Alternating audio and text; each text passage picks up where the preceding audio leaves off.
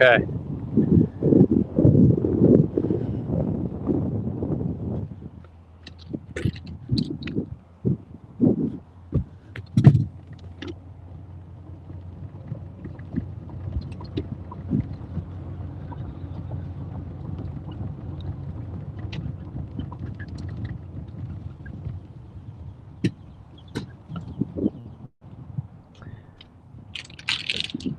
All right, good afternoon, everyone.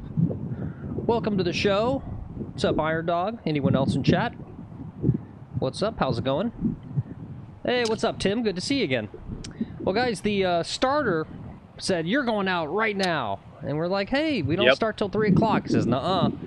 I'm the starter. I go when you tell me to go. So he sent us right off, and Lex didn't even get a chance to fire up his streaming equipment. So here we are on the first hole. We didn't miss too much, but we had to scramble there. But anyway, good afternoon, everyone. What's up, Cameron? Good to see you. Good afternoon, guys. I'm a little rushed here. No, I'm good. I got time. I landed further up, and this spun back a bunch. This is my my third, so I'm putting for birdie here up a hill. We just want to get this close in the pizza pie, get a par, get on with the round. Just playing for pars today.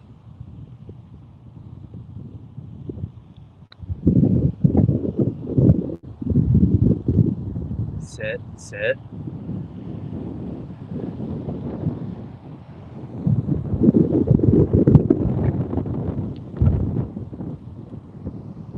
Okay, there's the first par of the day. Little par to start. It's a good way to start right there. I decided to play tips, so we're playing tippies today. Ooh, fun. All right, cool. Well, guys, let's go ahead and quickly run that intro, just so we kind of do what we're supposed to do here.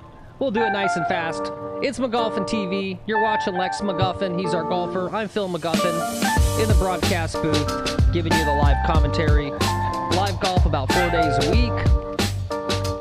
Good afternoon, everyone. Another beautiful day. The wind is up a little bit, but not too bad. 3 in a row. Humidity's low. It's not too hot. Definitely a nice day for golf. We're just doing classic, we'll call it vanilla golf here. Pure golf, stroke play. We're going to start benchmarking these. So 1 day a week is just absolute straight pure golf. And we'll start recording these and kind of following a little narrative of Lex's golf improvement journey is kind of what we got going on. So that's what's up. With that, let's go back to the course. And let's see who else we got. What's up, Ozzy? Good to see you. Bruce. Bruce is here. John Baggers. Good to see you guys. Good to see you guys. I played with a lot of stuff in my swing on the range. I don't know if I'm going to bring it out today or what's going on. I was trying to like swing smooth and easy, trying to really figure out that driver.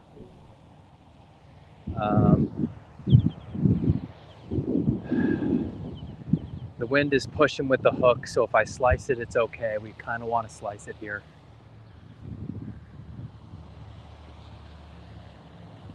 Slice to straight.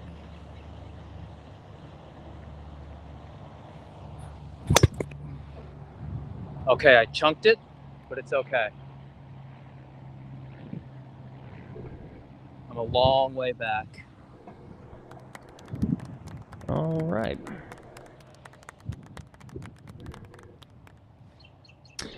All right, let's take a look at hole 2 here. This is the hole we're looking at.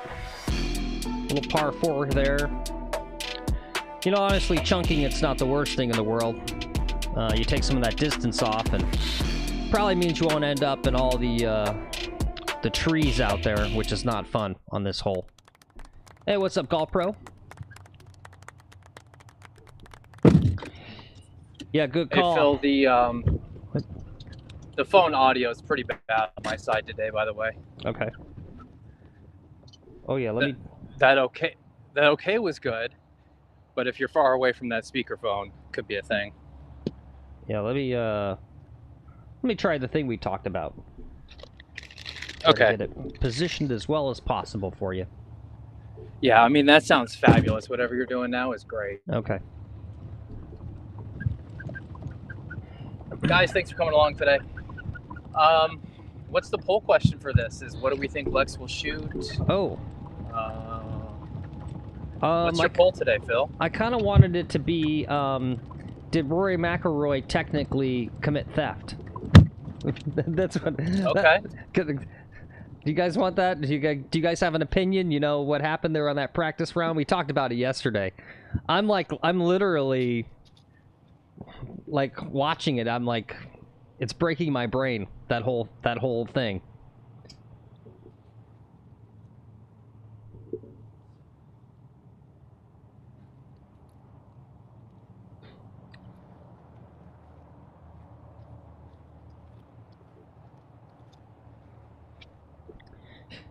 You didn't see it, Ozzy?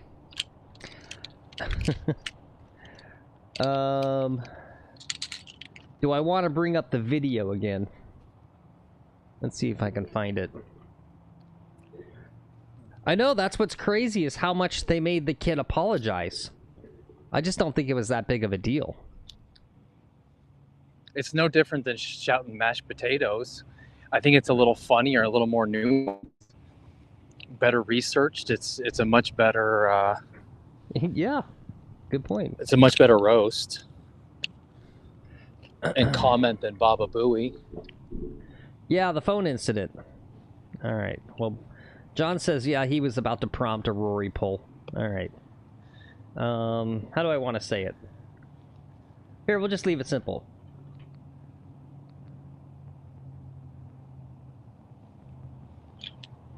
Should Rory have taken the phone? Right? The kid heckling him is not the discussion. Obviously, don't heckle your golfers. It's literally there in the rules on your ticket when you go to a tournament. They say don't be a jerk. So they can kick you out for that. It's fine.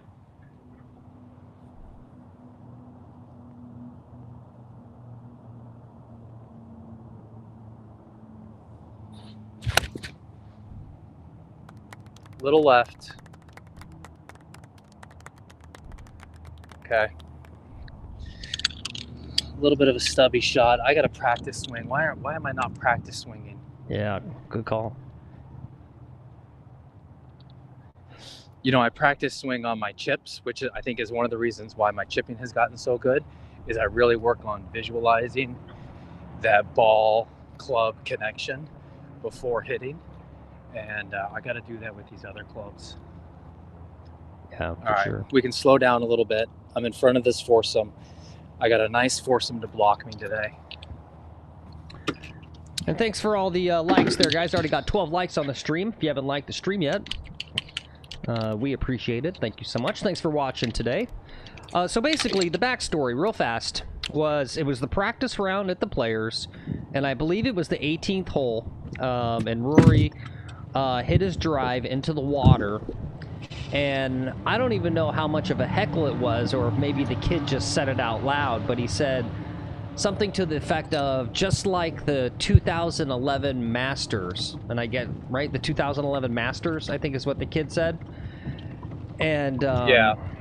And so the thing with that was Rory had some, you know, famous blow-up back at the 2011 Masters where he was leading the tournament, and he, like, double bogeyed the 10th hole, I think, and then went on to lose. And so then Rory walks over to the kid, and what's weird is he walks over, and it's these two kids, and they're college golfers. The one of them who did the heckling, like, just won a college tournament, like, across the street at like a big college tournament thing. But then Rory walks up to the kid and says, hey, can I see your phone? It's not even the kid that heckled. It was his buddy, a fellow golfer. And then he took his phone and then just walked off with it. He basically stole the kid's phone, sort of. I mean, the kid didn't ask... didn't seem like the kid asked for the phone back. Right, I guess if you want to get, like, legal with it. If you come up to someone and say, can I have your phone? And they just take it and you don't verbalize no, I guess that's not technically stealing, but it's kind of like Rory literally committed sort of a crime. He like literally took the dude's phone. It's his property.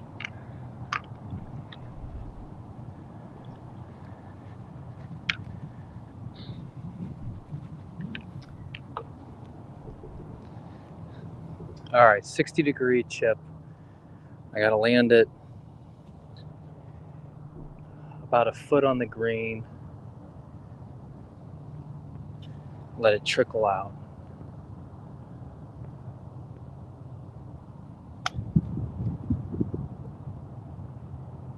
Okay, that was okay. That's not bad.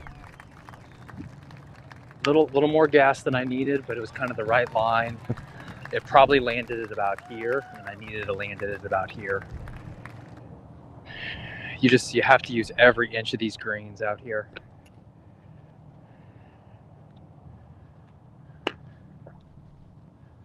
Okay. Let's slow it down. Yep. Slow it down. Time for Phil's announcer voice. Yep, guys, we're here at the second hole of the McGolfin TV Classic presented by Slice Tour. We've got Lex McGolfin. He's got about 6 feet left for par here. Shouldn't be too hard of a putt. He's really made a lot of great strides in his putting over the past month, so should be hopeful for a good result here.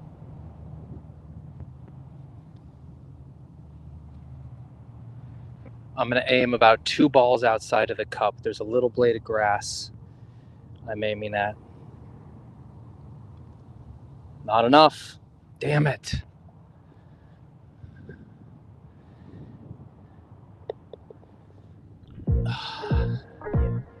So this one was,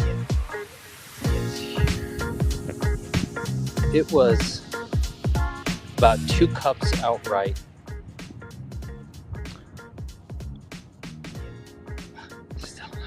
Yeah, still a well-played hole, right? Not the best off the tee, and then missed the green, but you gave yourself a good chip, and you gave yourself a good chance to say par.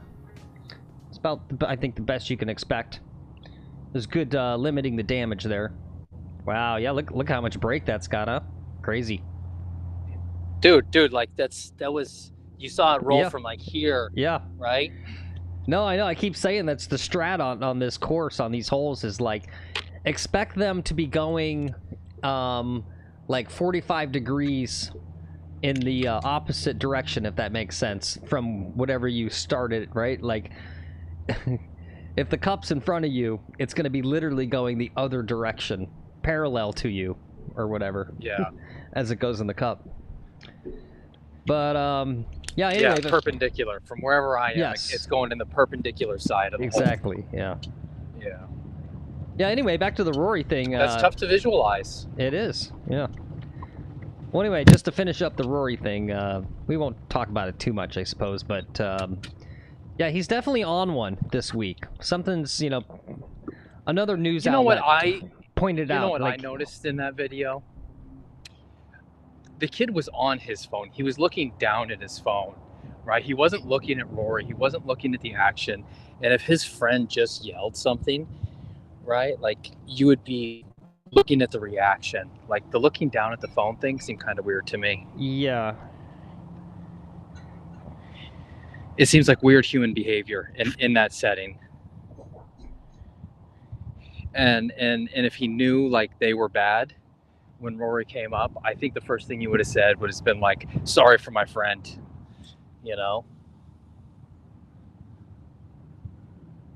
When you see Rory walking up to you, like, you had like 3-4 seconds to know Rory was coming at you. Yeah. You would probably have a sorry ready to go for your friend. Yeah. And if your friend does stuff like that, you're used to having to say sorry for your friend.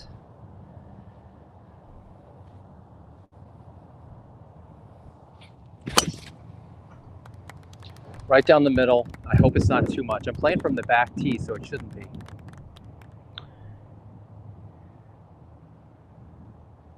All right, it's in perfect shape. Yeah, really like that swing. It's a nice looking, look very good there. Let's look at hole 3 here real fast. Here it is. So we took a little 3-wood off the tee. Should be right out in the middle there. Probably about parallel with that sand trap on the left. Should give a pretty, fairly simple iron shot into this green. But yeah, no, and that's the thing. That's the thing about it too, Ozzy. It was a practice round. I don't know. I mean, you know, it got me thinking too, because, and then, yeah, what was the other thing? Oh, Iron Dog said maybe some kind of stunt to promote TGL. Well, that's what we kind of speculated yesterday, that it was all a setup, because it just seemed like weird, right? But apparently it was 100% legit. So the two kids, the guy that said something and his buddy, they got immediately escorted off the property. They got kicked out of the tournament. And then the coach, he's like a D1 college golfer. His coach made him write apology letters to, like, everyone.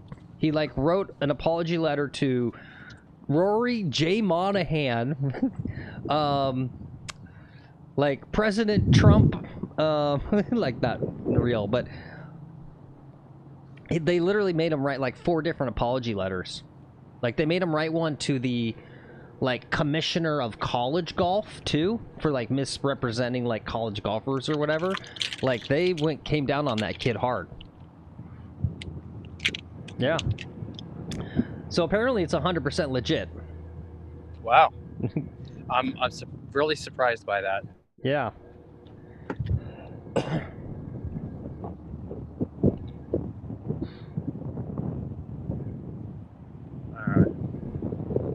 Well, anyway, my final thing is it got me thinking about what... It's such a gray area. What constitutes heckling?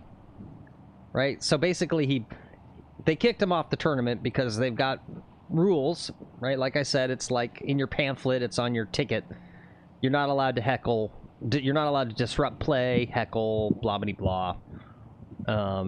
But if you read them, right, it's so open to interpretation, right?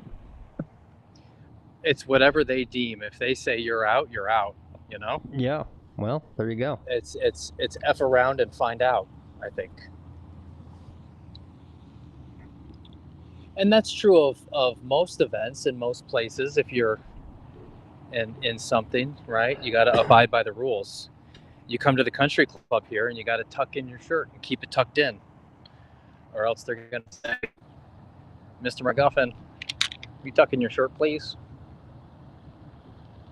What's up, Hazel Rocket? Good to see you. He says, what's up, ladies? What's up, Hazel? I'll only accept that since you have a thicker beard than me. I wouldn't accept talk like that from someone without facial hair. All right, I got 149 to the pin. I'm going to take 9-iron. I got wind behind me. I almost need to choke down on this or something.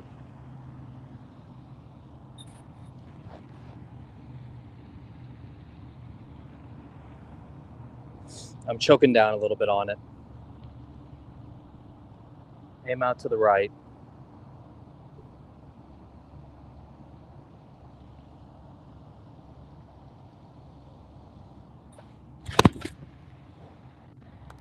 Looks pretty good. If it's the distance, it's on the pin.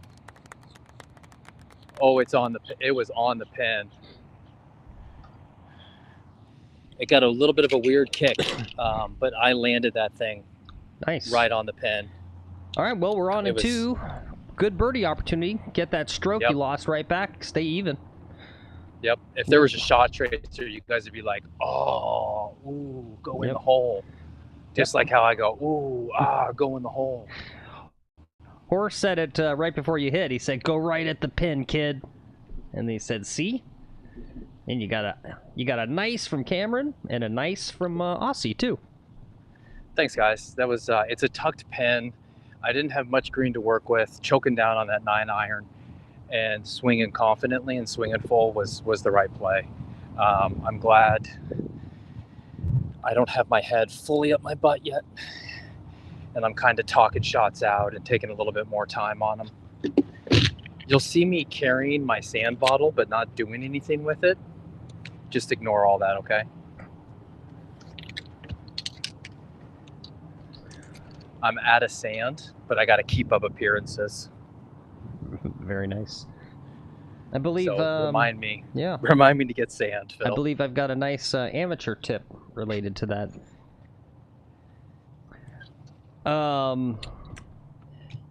Yeah, no, Aussie says he was about to heckle Scott here in Vegas, the Silver Spoon boy. Do you mean Adam Scott? I didn't know he was a Silver Spoon. What's his pedigree? Is that who you mean, Adam Scott?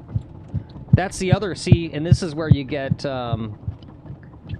this is where you get into the weeds about this stuff. Yeah, Adam Scott is, right? So you're Australian, and he's Australian. What constitutes heckling when one Aussie's talking to another, right? Like, that's a whole different level, isn't it? Like, do you guys even have a concept of heckling in Australia? That's just like friendly banter, right? Well, and I think you can use the C word, right? Yeah. And it's like, if I use the C word, okay, that's instant ban. But, you know, I think it's fair game. All right, so this is where we're at here.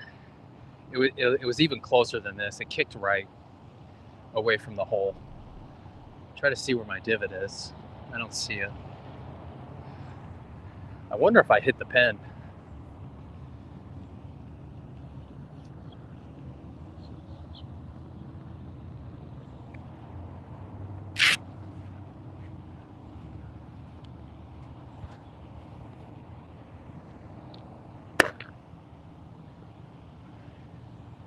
All right, this foot's lower.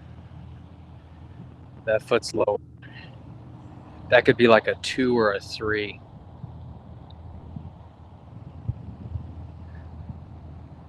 Is it really that much?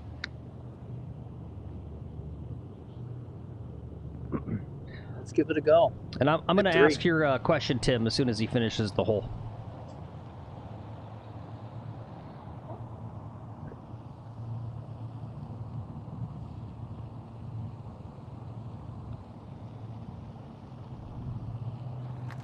Limes in the chat. There you boys. go. Good job. Limes in the chat. We need this today. We had some hecklers. We had some hecklers, also known as trolls, on our last stream. We were doing one of our goofy games, and we don't really expect to shoot anything amazing, but the guy was very unhappy to see not the most amazing golf. So we gotta prove Like, the what do you haters expect wrong. when you tune in? You tune into a YouTube channel with 300 subscribers and some guy named Lex McGolfin, who you've never heard of. Are you expecting to see Rory McIlroy out here? Barely, yeah. You know. But hey, I'm even par through 3 holes. We're gonna keep the gas down, keep playing smart, practice swinging, keeping my right foot down, staying connected to the ground, swinging easy. Okay, so real fast, we got new viewer Tim here. Thanks for coming back to watch again today, Tim. Yeah, thanks, Tim. Good to see you again. Yeah, and as he was saying yesterday, he's been playing golf for 7 months. So he's asking, what do you get control-wise from choking down on the grip, on the club? That's a great question. I don't know if I gain much control. If anything, I have a chance to stub it and pull it left when I do that and swing a little easier. One of the challenges with that choke down shot I just had was actually swinging full on it. What choking down does is it limits the shaft length. I took an inch off the shaft, and by taking an inch off the shaft, I reduced the speed of the club by like whatever 2 miles per hour, which results in about maybe a 7-yard differential. So I took about 7 yards off the club, let's say, by taking an inch out of the shaft. Does that make sense? It does to me. Okay.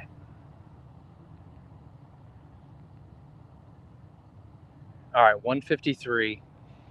I'm going to hit that exact same 9-iron, I think.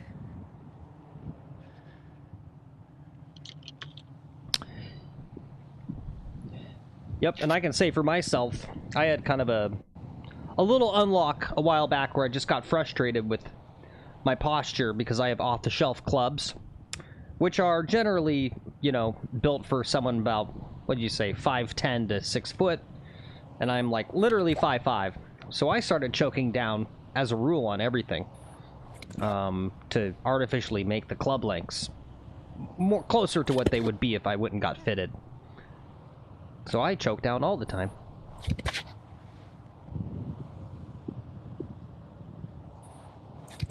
I'm having trouble getting all the way down to the ground here. Okay.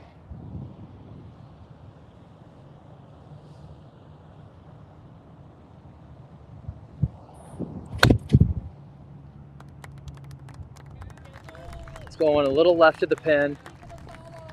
It's the right distance. It's on the green. It's left of the pin. I got a 15-footer. All right, great shot. Thanks.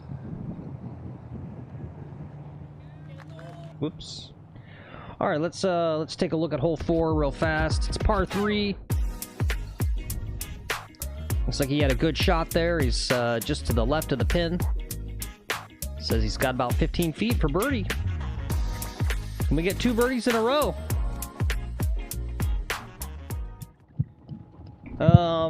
Yeah, real fast. Aussie says that he was out next to the putting green at the tournament there in Vegas, and nobody was around, and he asked Adam Scott for a photo with a fellow Aussie, and he blatantly refused him. Wow. Yeah, so then he said on the first tee, after he refused my photo, he was gonna yell out, "Good shot, Silver Spoon Boy." Nice. Yeah, probably good you didn't. You'd get kicked out. Yeah. It's funny, even just being there on the first tee, if I was Adam Scott and I was rude to someone like that, just seeing them on the first tee would give me such a cognitive issue. I'd be like, get this guy removed. I don't want to see him again, you know? And I wouldn't be rude to someone like that for that very reason, because it's like I would feel so weird about that guy watching me and like being a fan and being like, oh, this guy's a fan and I like insulted him. I wouldn't take a like picture with him. Come on.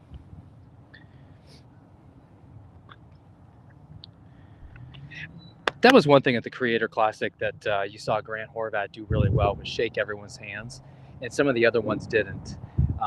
Like if I was there, I'd be going down the sideline, like jogging and just slapping everyone's hand, thanking everyone for coming. And George Bryan was good. The first time they put him on air, the first thing he did was like, guys, thank you so much for watching. Click like and subscribe. It was hilarious. He literally did that when he was out. I noticed that he like went into YouTube mode. Yeah, he was like, thank you guys so much for watching. We got a great episode. Like he almost like stopped himself. He's like, wait, this isn't one of my YouTube videos. It was actually pretty funny.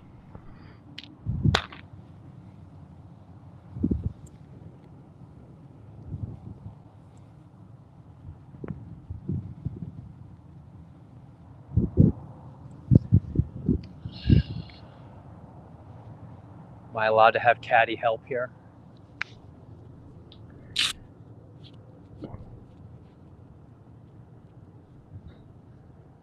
Perpendicular to the hole. I don't know. I don't think this one breaks as much as I think it does.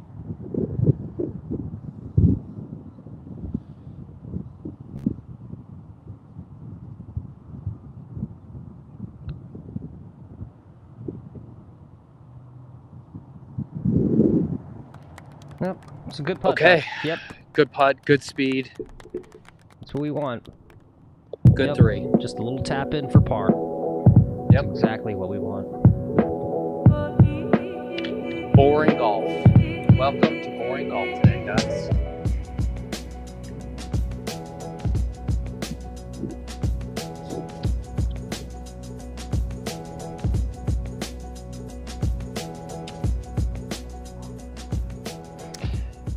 Yep, and poor Iron Dog and Tim, they got the opposite problem.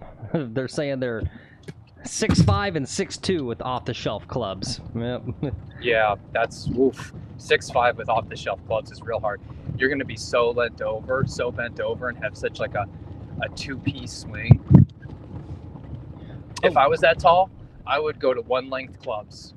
Ooh, yeah, that's a good idea. I would get custom one-length clubs and adopt like a Bryson type swing if I was 6'5". Yeah, I wonder how normal grips would feel if you got gigantic Andre the Giant hands too. I got little boy hands.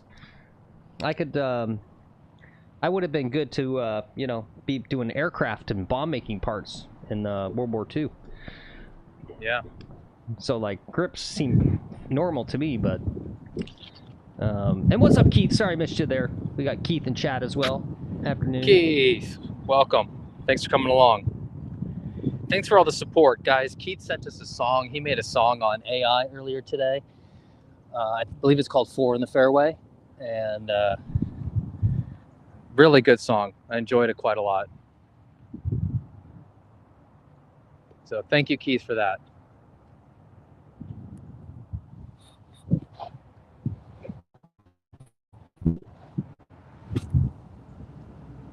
All right.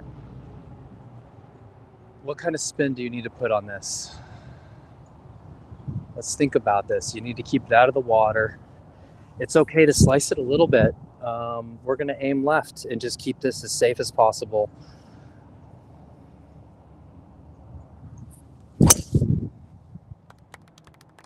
Right down the middle of the fairway, in the safety zone. Right in the safety zone. All right, nice shot. Thank you. Yep, solid off the tee. Boy, does it make the rest of the round easy if you're just solid off the tee.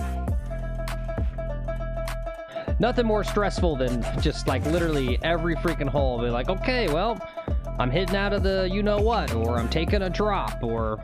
Out of the stuff? Yeah, oh, look at this. I've put myself on a bank, and I've got my balls, you know, 4 feet above my feet. 3 feet below my... Yeah. Yeah.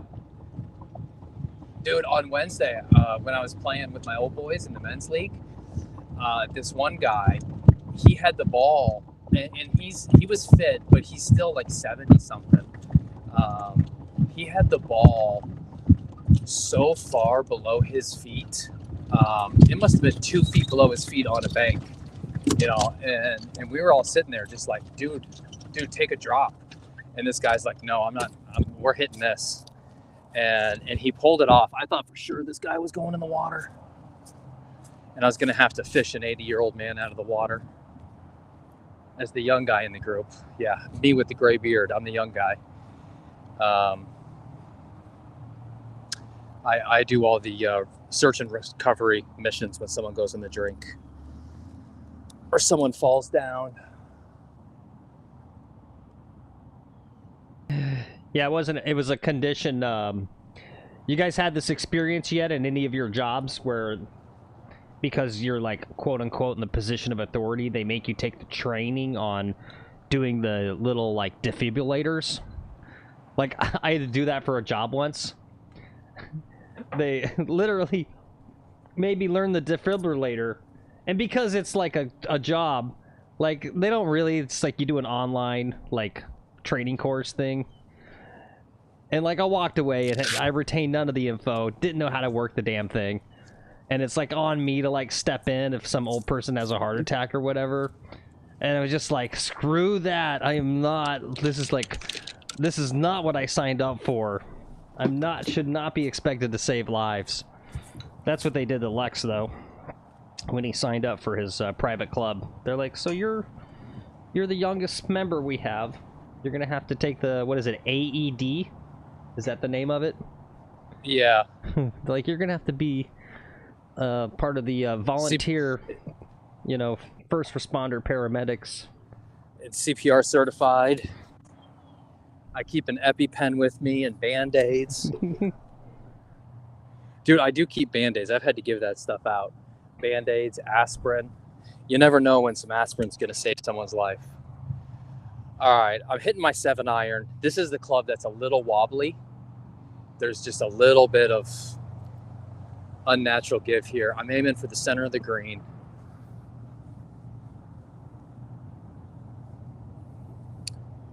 Seven iron, slightly choked down.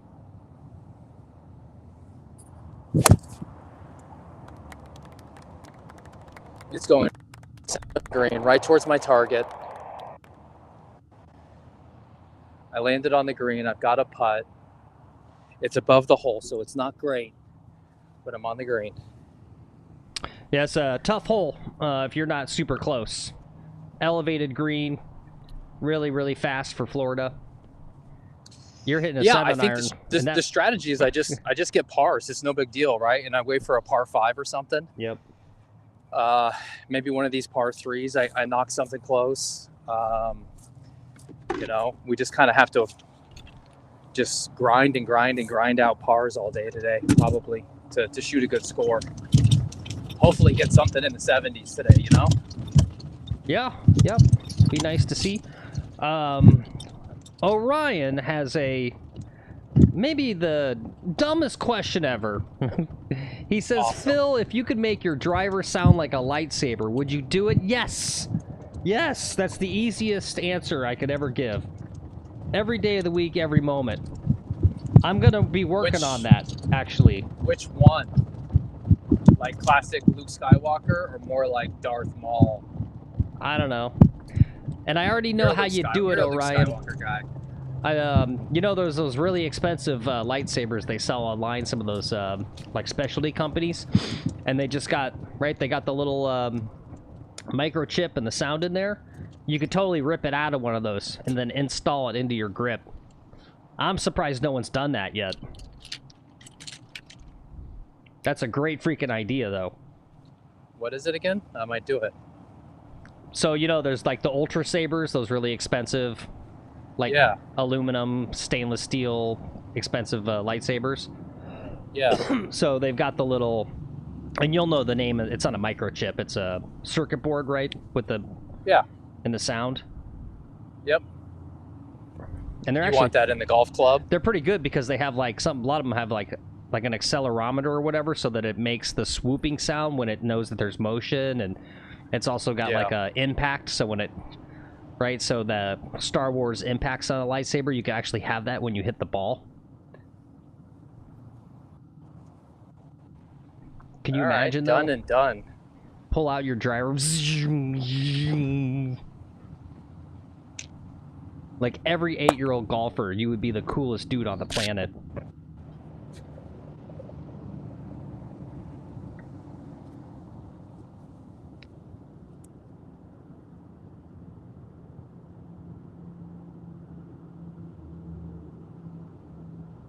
I don't know about this one, Phil.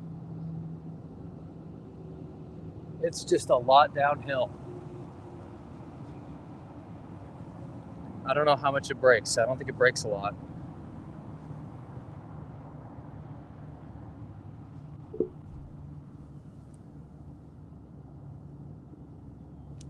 All right, I'm going to give it a little out to the right and just try to get the speed.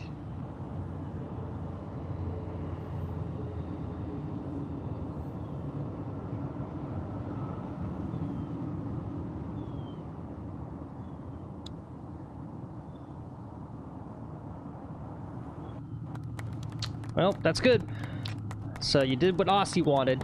Just get it close. There you go. Boom. Another good par there. Thank you. One of the... All right, what do we do on this next hole here? Hardest rated holes.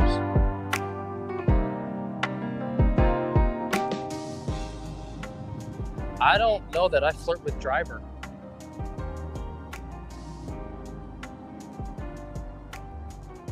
I think I stay back of these sand traps with a 3-wood, and I go 3-wood, 3-wood, iron into this green. What's up, D-boy? Good afternoon.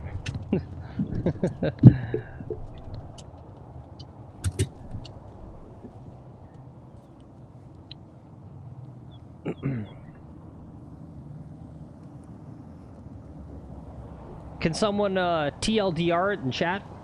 The Rory thing?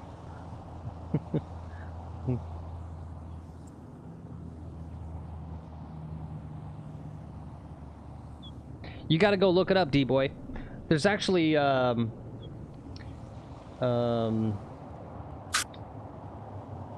are the Golf Digest, golf.com, I don't know. They had a full article about it with all of the details.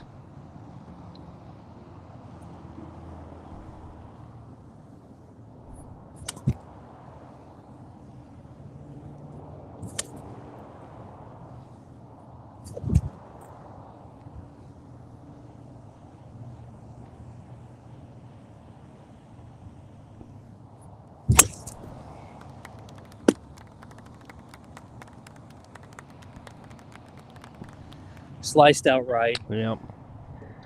Well, I was set up for a slice, so I'm not surprised. I wanted to start it at the bunkers and kind of slice it into the fairway, keep it low, keep it in play. I should have just taken this 3-wood. I'd be better off right now. that's what I was just gonna say. You were talking about it. All right. Well, no worries. You're not OB. You're not in a hazard. You got 5 strokes. To give you a very generous 5 strokes on this hole. So, should still be able to get in there and get in for a par and just move on.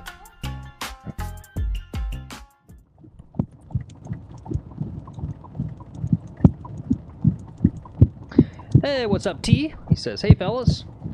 Good afternoon to you. Hey, T.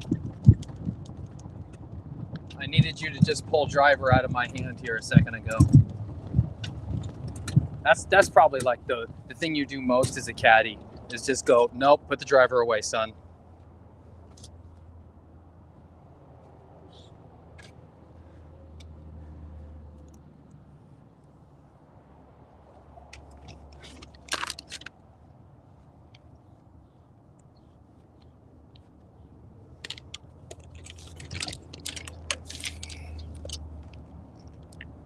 Phil, you still there? Yeah. Okay, cool. It was unusually quiet. I was looking at. All right, guys. A It's Jordan cool. You look at Spieth. your shit. I was looking at a Jordan it's fine. Spieth highlight. Yeah, that's cool. They clickbaited me. I thought it was going to be something better than it was. 1, 2, 3. We're through 4 holes. Even par. We got to grind on this one. Hopefully this ball's in a nice playable position.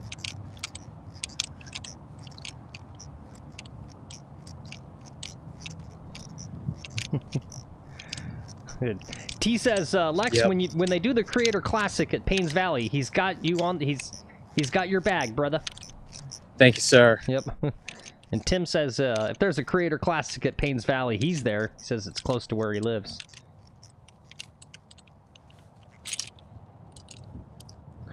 Well, I think it's smart what they're doing is they're pairing it up with tour stops, right? So they can take advantage of the production crew that's already on scene. So there's no current tour stops at where you're at, though, right, T? Lost my lab poof. Mm. All right, I'm going to hit a 7-iron, I think. Right up over this tree, back into the fairway. No big whoop. Take practice swings. 7-iron, just like you did on the last hole. Right at that bunker. It's going to stay short.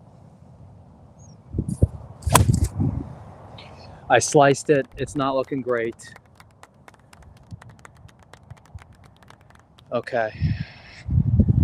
I came up out of my swing. I didn't stay down on it. So, okay, it's only 2 shots there. You got 3 more shots to make it for par. No big whoop. Yep. No big whoop. No big whoop.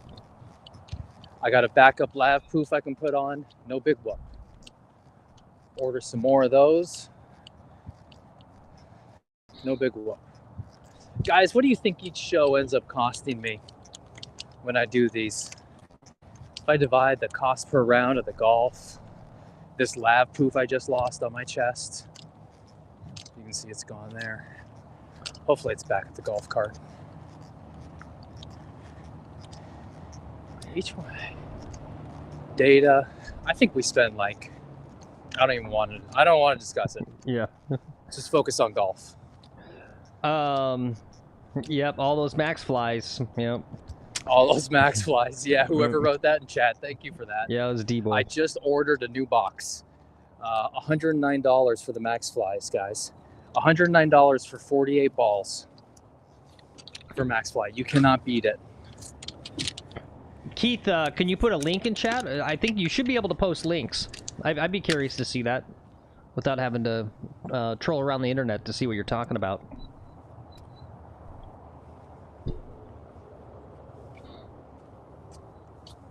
That's probably the next step, right? Now that you think about it. Like, what's the next step with, like, online golf? It's like a full-on league. I mean, honestly, I'd probably watch that.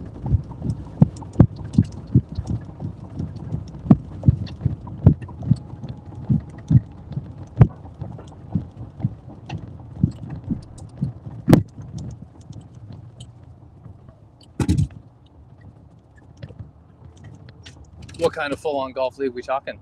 They're saying that Martin Borgmeyer has got some new league that he's starting for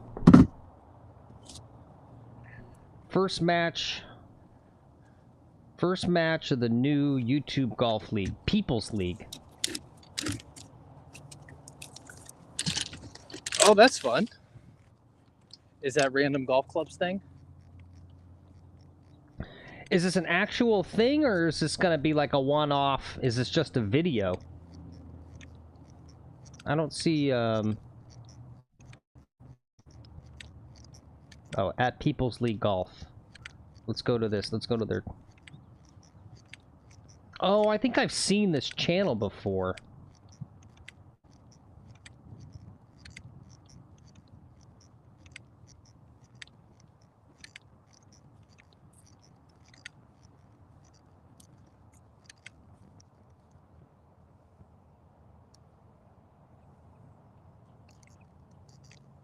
It's not really a league per se, though.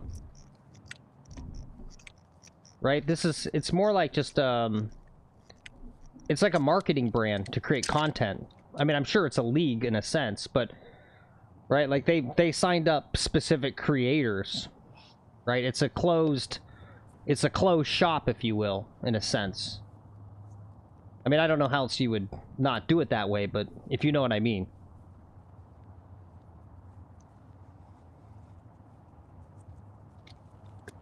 Do you see where this ball is? Yeah. Well, at least it's on that side of the trunk and not the other. Right. Thank you. All right, 131.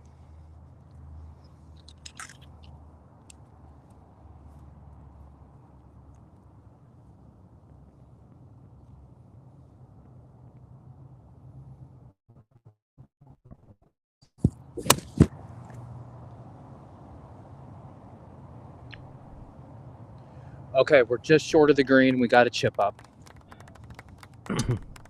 Yo, what's up, Be Better Golf? Good to see you. And 2 Up Golf, good to see you as well. Happy Friday to you guys. Happy Friday. Welcome to the show today. We're grinding hard. We got to try to grind out. We need one more. We need our amazing shot coming up here. I got to do something magical with a wedge. Get myself close. I think they put the pin right on one of these spines again. I might just have to accept a bogey here rather than trying to play something crazy, some pro level shot. We'll see what we do. What we're looking at, I think I got to go up over a bunker to a heavily spined green. I'm thirsty. Yeah, 2 Up said nut shot incoming on that trunk. One can only hope. We're gonna have to go out there and do a shoot day, and right, since we haven't had a ball ricochet back into his nards so that I can get a viral clip, we're gonna have to fake one. We're gonna have to go out there and drop a bunch of balls down and just keep hitting it until we get one to ricochet back in the nards. Every good golf channel should have one of those.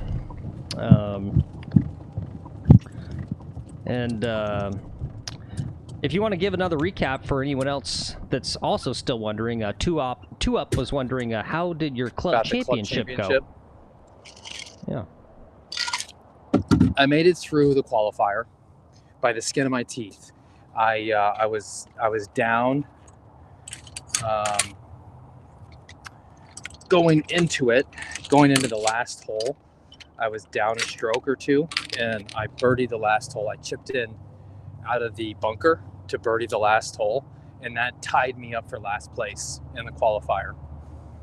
We go to hole number 1 for a playoff. I birdie it, and my opponent bogeys it, so I made it through the qualifier. The next day, I'm playing the #1 seed player, and the gist of it is I took him all the way to hole 18, and he sunk a 25-footer on 18 to win the match. So I fought really good. I was really happy with my performance.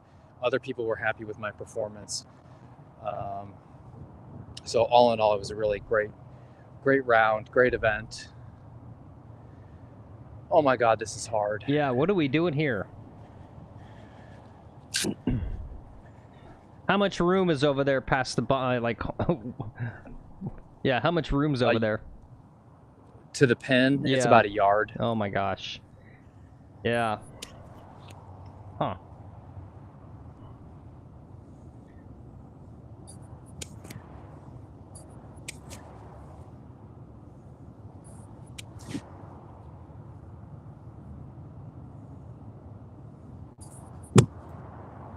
Nope, that ain't it.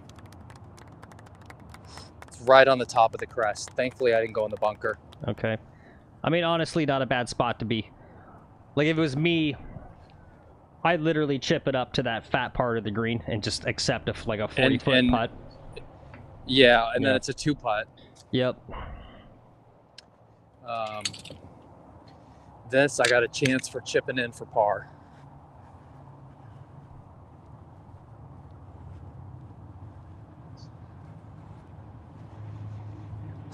And then we got to get some water.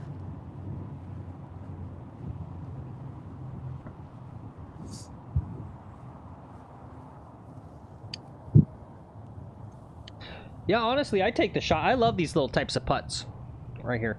This where, like, this gets my creativity going, and I just kind of see that putt line and the speed. These are... Do you think I should putt? I can't putt through this, though. You don't think?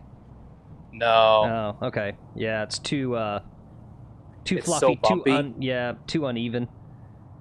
I got to land it, like, here and just let it roll out. Figure out where I got to land this. See if I... Frank, you're good on that hole. If I zoom in, get a better look, maybe?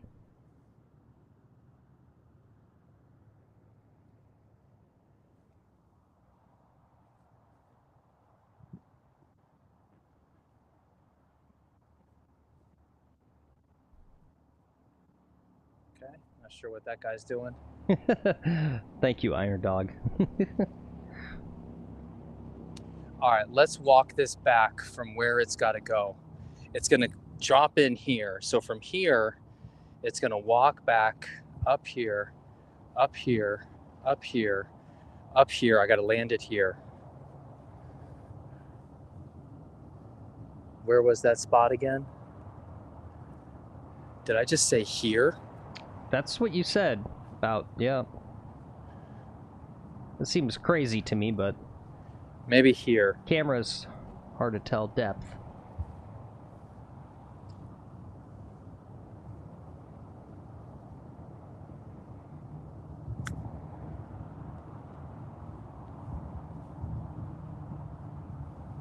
Oh, it just didn't break nearly as much as I thought it was going to. Yeah. I thought this was going to turn like massively. All right, this is for a 6. Good. 1, 2. 2 to the tree, 3 to the front, 4 to there, 5 to here. Yep. Okay.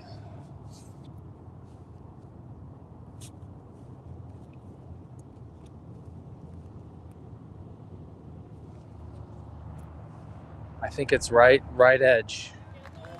Oops.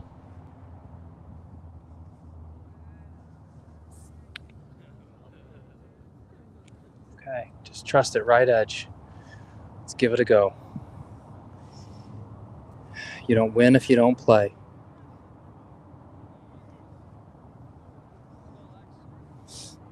All right, that's a 7.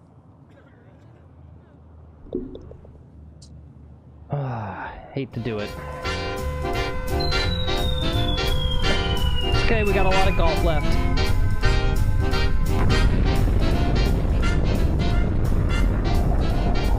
Okay.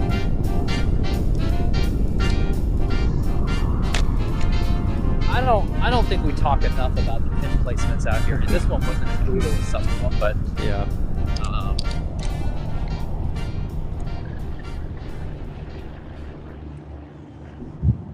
Okay. Man, I fought hard on that hole, right? Like 7. Like I fought hard. Bad tee shot. Really just comes down to that bad tee shot.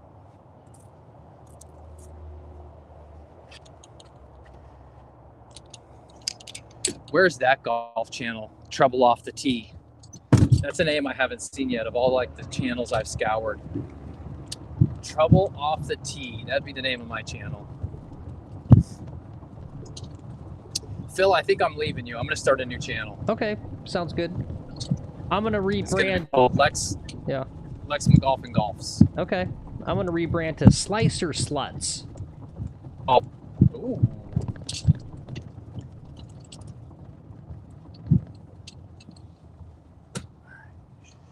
You guys be quiet, okay?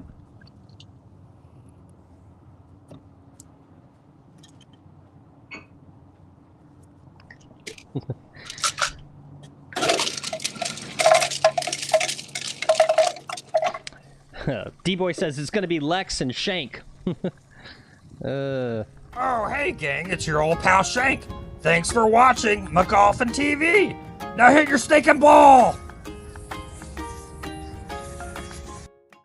I'd watch a buddy comedy, just Lex and Shank, right? Just getting into hijinks. It wouldn't even really have to be about golf, right? It's like a bosom buddies, odd couple. It's just Lex.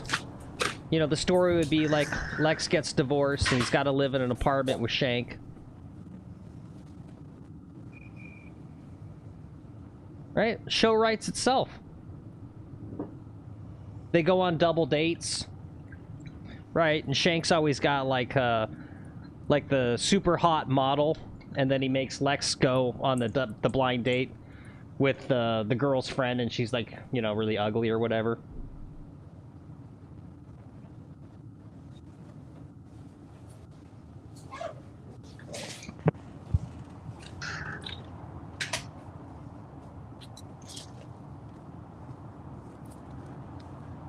All right, let's go get a birdie.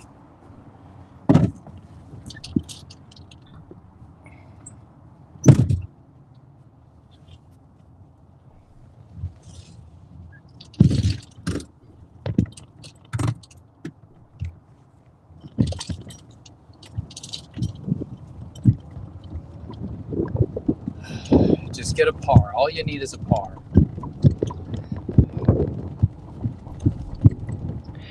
Yes, a par would be a good score on this hole. This is what we got coming up next, hole 7. Actually, pretty challenging hole. Kind of hard to see it maybe on the flyover, but yeah, just you can't really take driver because the danger of that water on the right.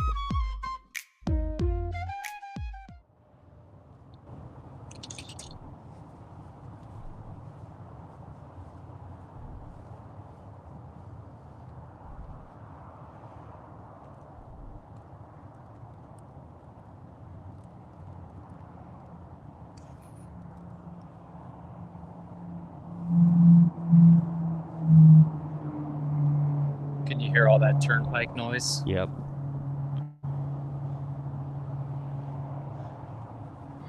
Yep. That turnpike is so loud. Very rude. They should know better. They should slow down. Yeah. There's golf being played.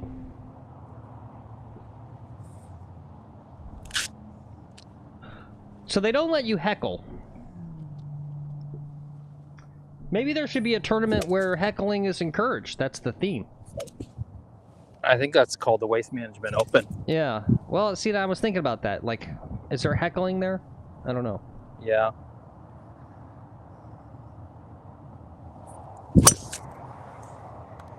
It's cutting a little right, but I think it's going to be okay.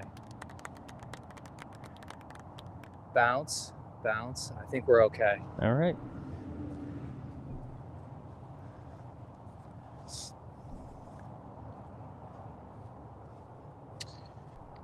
Like, honestly, I would prefer to get heckled. Like, you gotta, like, you got to release the tension. Like, help me get, like, Yeah. right? Like, it's just gonna take, like, all the seriousness and the hush-hush and all that tension. It's like, I don't need that. Like, Yeah. I would play better if I just had a lot of fun people following me around, heckling the Like crap. people, and like, what if there was like loud music and stuff, and it was like a shotgun start, you know? Okay. That sounds like fun. Yeah. Interesting. Maybe it's like a team format, too? Ooh, even better.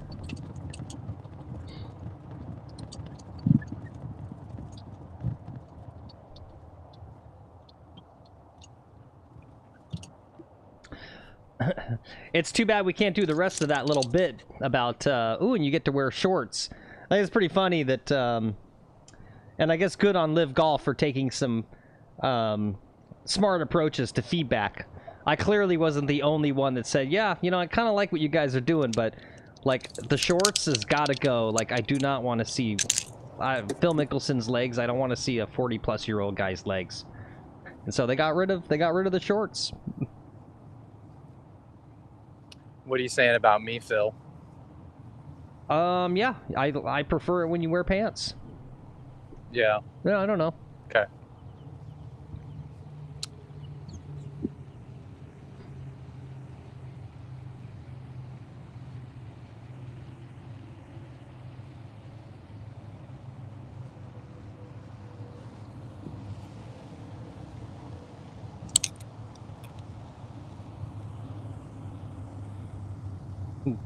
D-Boy says, screw that, let them legs out.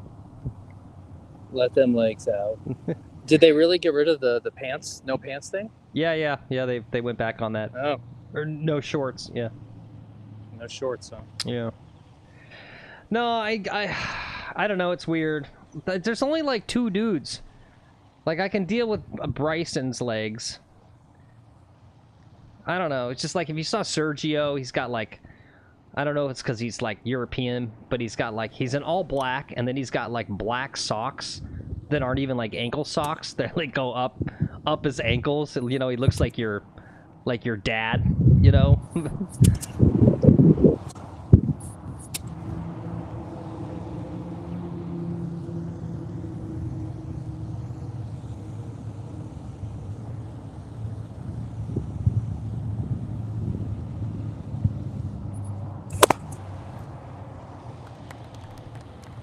Don't. No. No. Oh my God, it's right on the edge. Okay, I'm guessing he means off to the left, the edge of the water. Yep. Yeah. Exactly, Keith. Playing in black, gold, toe socks, and flip-flops.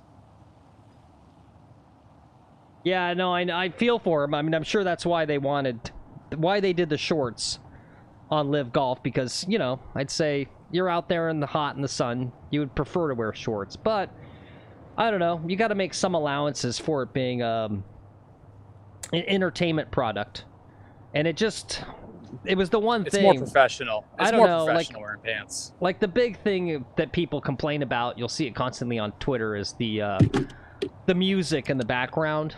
That doesn't really throw me off, right? It's so mild too. It's like you can barely hear the music. What really would just throw me off trying to watch Live Golf is the shorts.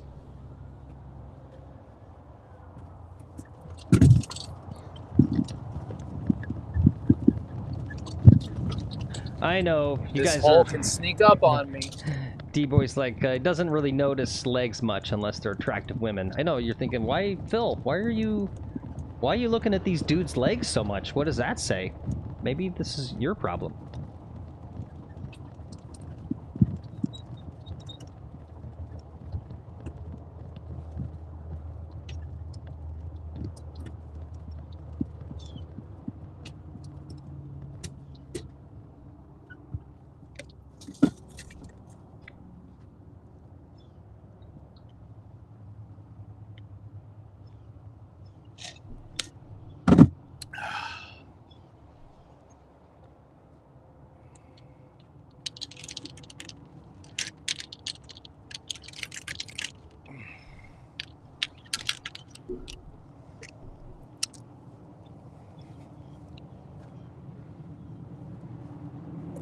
So much stuff to bring with me every time. Yeah.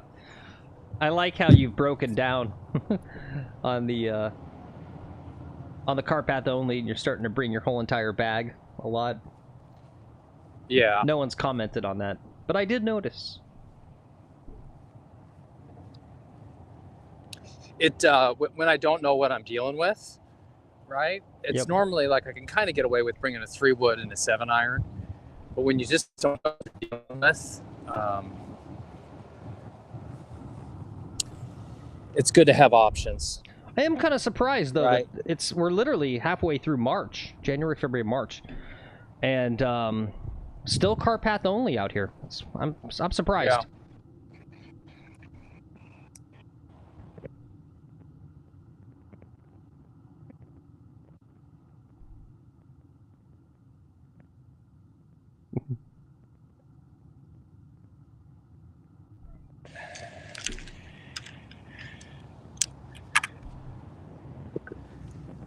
Okay, how do I get this in the hole? With a 56 for starters, not the 60.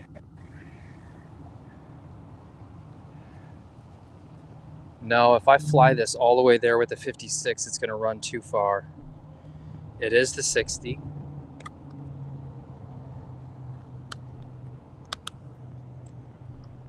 Yeah, seriously. Yeah, with a good chip, that's how you get it in the hole. And it's got a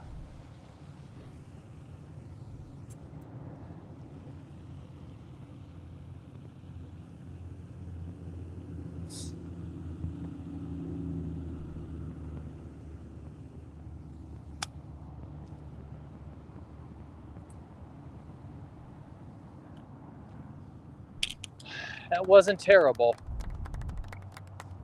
I don't know if you can see this giant ridge here. Yeah. I needed to land it outside of this ridge somewhere. And that's what I was trying to do. It just sort of caught it. And once it was on this ridge, the ridge just took it. Yeah.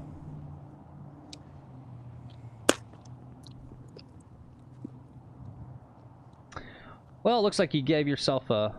Because it's on that ridge, it looks like now. Looks like that might be a pretty straight putt. Phil, I resent that. What? What? What did I say? Pretty straight putt. Yeah. Is it not a straight putt? I don't know yet. Oh. Let me dry heave a little bit and Yep. I'll tell you.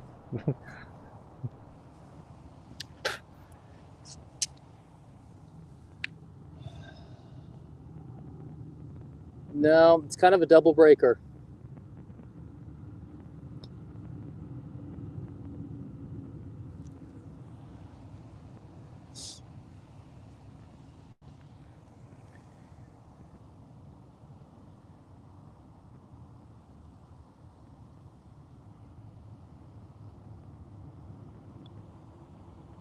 Break back the other way. Ah. Okay, 5.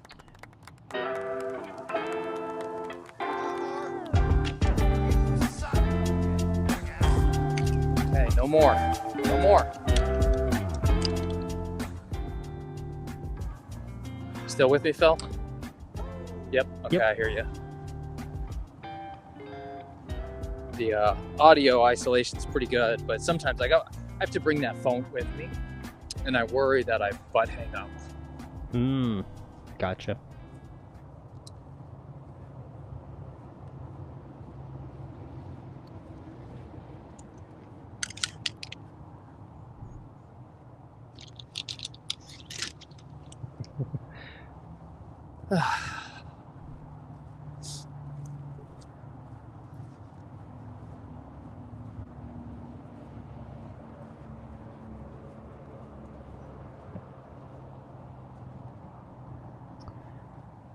Oh my God, this is long. Okay. Let's look at it. Par 3. He's playing from the tips today, so it's probably around that 200-yard mark. What are you guys hitting on a 200-yard par 3? You guys like long par 3s? You get more excited when they're like super long, or does it piss you off?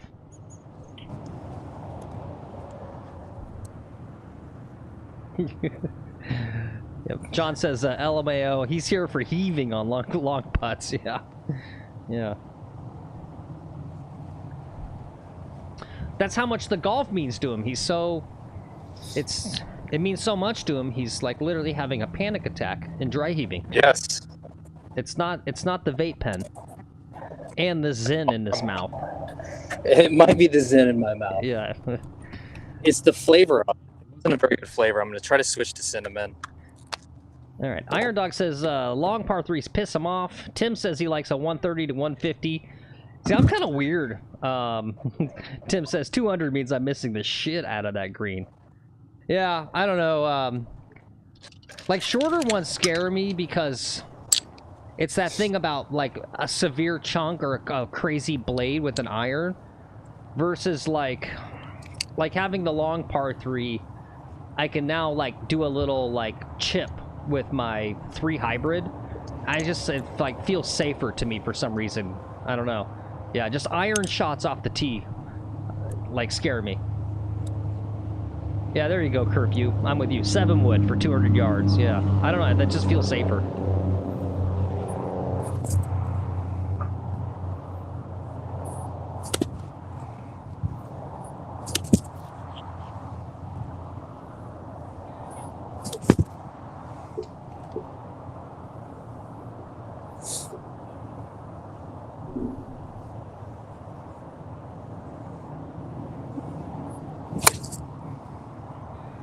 Uh-oh, that better curve back.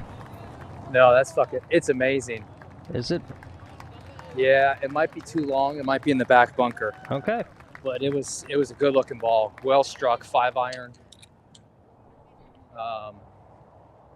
I don't think flirting with a 6-iron was the play. So wherever that ended up was probably as good as I got. Very nice. Yeah, see, that's the thing. John says he hit a perfect 5 at a 230 par 3 yesterday. And I guess maybe that's the thing, is if you're a long hitter, I could see why they could be aggravating, because it's like you still haven't hit an iron, and now a tough one because it's a long iron. Like, that's the benefit of being a short hitter, is like once it gets in that 200 range, I'm like, F yeah, 3-wood time. Yeah, Keith says 200-yard par is getting a driver from me. Yeah, exactly. Yeah. Oh, very nice. John says it was the most satisfying shot of the season, and it just started. Yeah, no, that's got to feel great. Like peering a 5-iron. Yeah. Yeah. That's what I just did here. I'm not rewarded for it. I needed a 6-iron and to like roll up on the green. You can't attack these pins, but hitting a 6-iron, oof. That's just more risk than I got in me.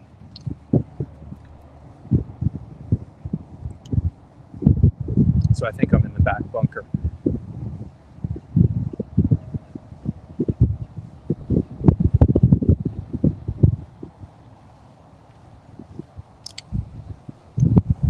Look at this pin. Look at this pin. You miss it, it goes down that hill. Well, they got to put it somewhere. You got a 12-foot putt coming back. Yeah, but there's flat spots you could put it, you know?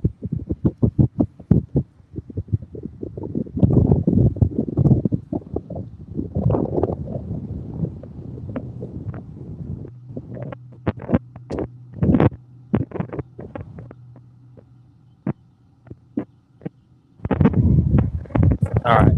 I'm one with the force. I'm one with the force. The force is one with me.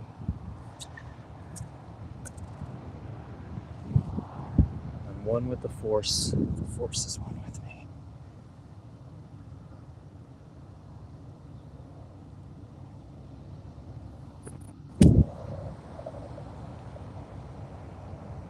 Keep rolling, keep rolling. All right, not bad. Pretty good. Yep, I'll take that.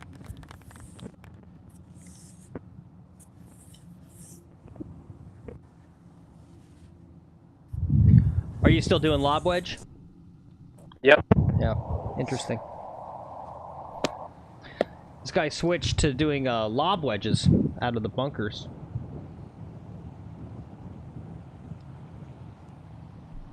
I need the height and the spin. on these greens, you can't mess around. Oh, here's my divot. I barely made the green. So 6-iron was the play. I needed to be one club shorter.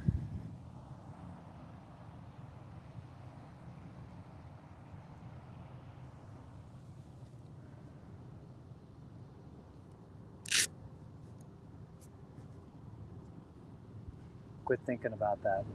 Just focus on this putt. That's all you got to do.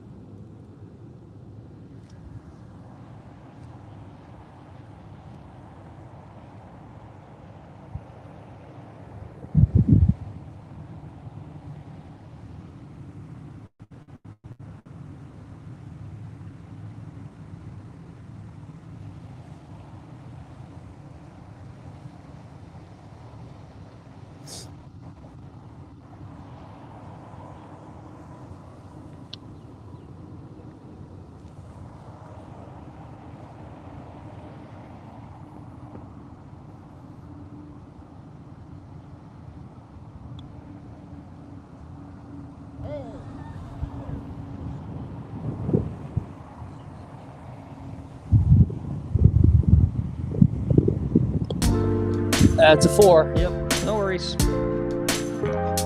No, that was a good 4. Yeah, it's not the worst bogey. I mean, I almost made that putt.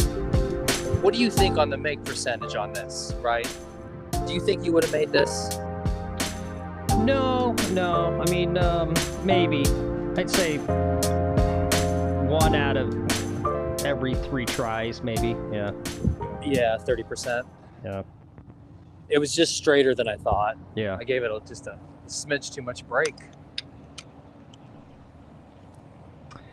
Or it was a smidge too fast, right? One of those variables needed to change a little bit. I played with a guy on Wednesday, probably 87. And his strategy for putting was sort of like just blast it through the brakes into the hole. Like, this guy didn't care about the brakes. He was just like, nope, anything like 6 feet and in, he was just blasting into the cup. Yeah, well, that's one way to do it. Something to be said for confidence, right? And Yeah. just like literally not giving an F and just going for it. I mean, I think, right, even if it's not the best strategy at like a theoretical level, if you're removing all hesitation, right, you're giving yourself just better strokes because you're not, there's no nerves and you're just literally going for it. I could see that.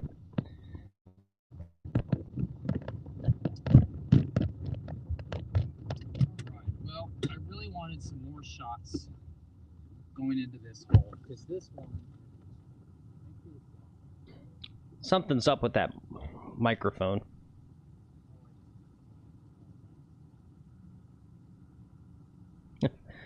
Good call, Iron Dog. Yep, it works 60% of the time. All the time. No. It's, like, it's registering some noise, but, like, not picking up your voice at all.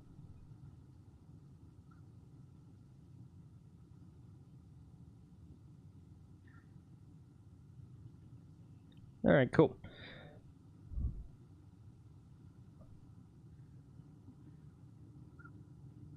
One sec, guys. Just gonna figure out the issue with the microphone there real fast.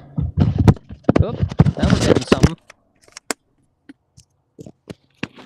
You know how we have 2 lavs and sometimes one of them just likes to turn on? Ah, that explains it. Yep, anyway, guys, as we head to the end of this front 9, thanks again for all the likes. Don't forget to subscribe if you're new to the channel. Bringing you live golf about 4 days a week from beautiful South Florida.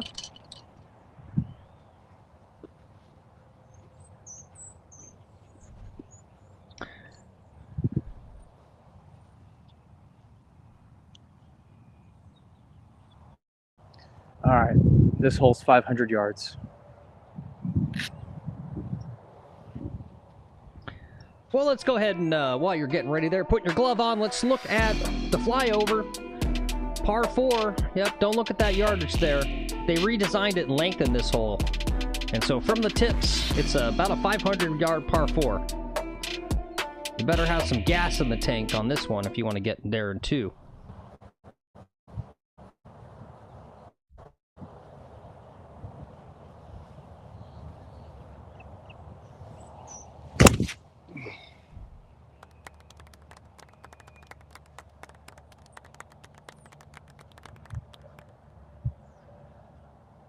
Okay, just short of the bunkers, I think. All right, good shot. Thanks.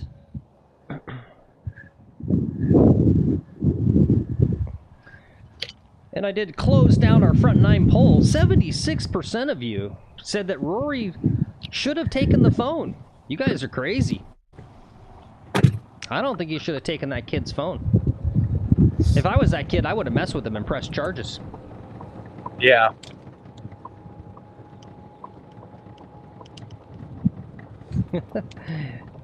T says where he's at, it's windier than a TED Talk up here today. Yeah, very nice. That's a good saying right there. Yeah, I like that one. Hey, what's up, Josh? No, apparently it was not a bit.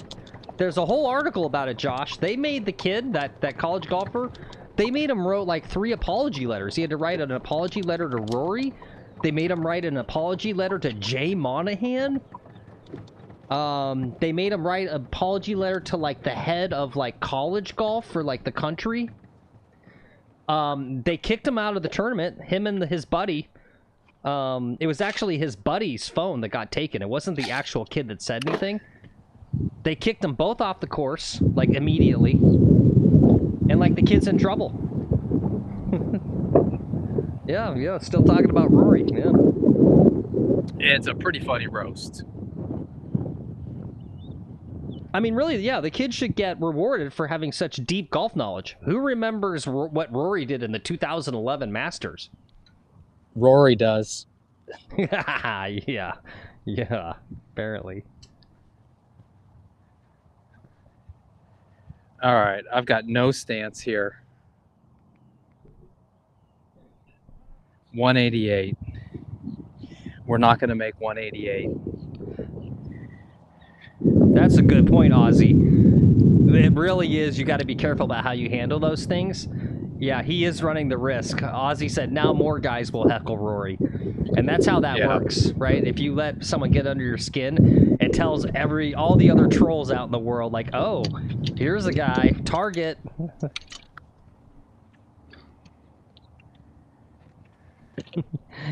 Keith said, oh, I'm sorry. I thought this was America. Kid didn't talk in his backswing. It was a sick burn. Yeah. Seriously, that's how I would have been. I would have been like, sick burn, kid. You're good. I'm going to hire you as my heckler. You can come across the country with me. Just #1 roast of the day. All right, I don't think I can get the 7-iron on it. 180, so what I'm going to do is, ooh, I don't like this.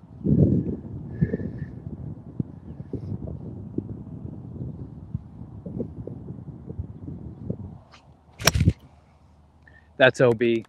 Oh, no, really? Maybe. It's know, going to be tight. Looked like it came out pretty good. I guess you needed to aim more right. Yeah, way more right. Yeah. It was a baseball swing, so Yep. it hooked hard. I was afraid you were going to catch that front lip there, that bunker, and not even go anywhere. Yeah. John says, let's be real here. A lot of people owe Jay Monahan an apology.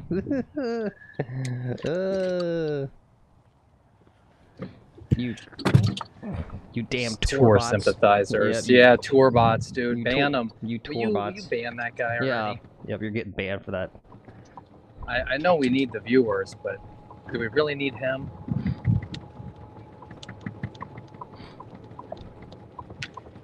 I guess if I'm playing real golf, I got to hit another one from there.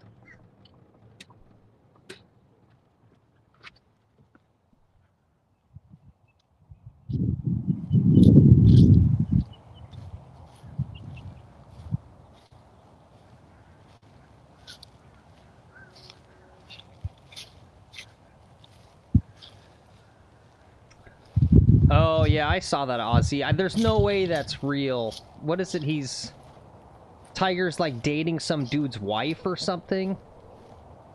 I saw that. There's no way that was real.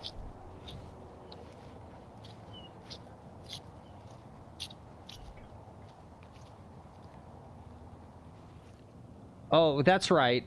It wasn't Vanessa Trump. Who's that? It's like Don Jr.'s ex-wife.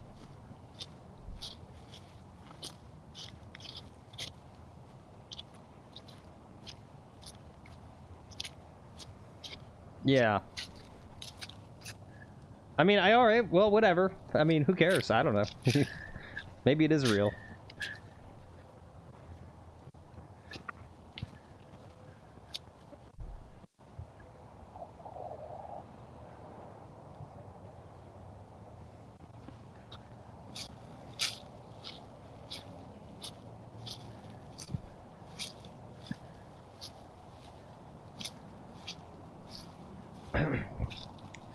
Is that true, Josh? Does she has a reputation for being a professional gold digger?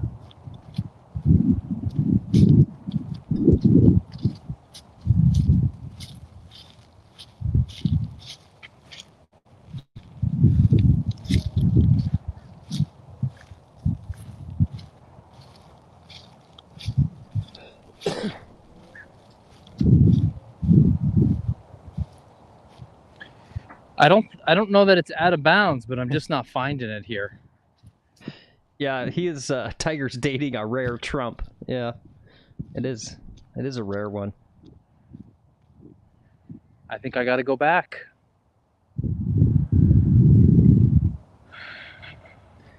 Well, hey, you know what?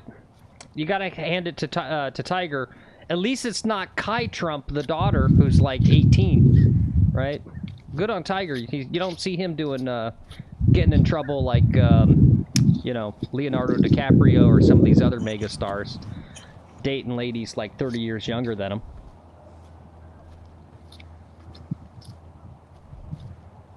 I think I got to give up the search. What do you think? Damn. Yeah.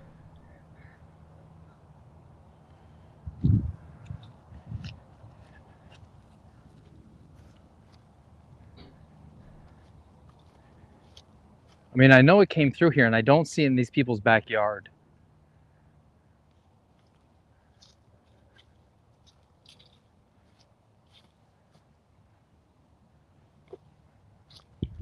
I'm gonna look just a little further up, just in case.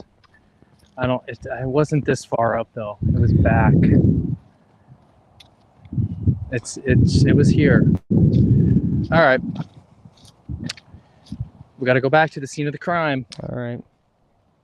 Well, I'm good with it. I give Tiger my blessing. I think Tiger deserves to be happy in the twilight of his life. The guy that's like 9 months older than I am.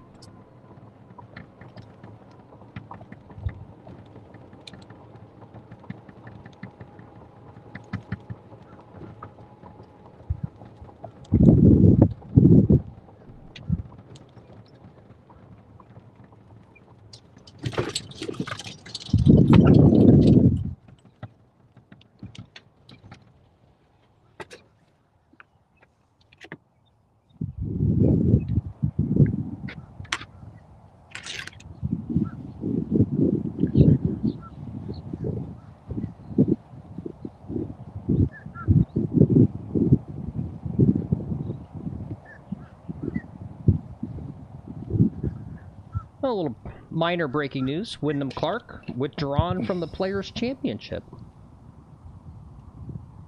Oh.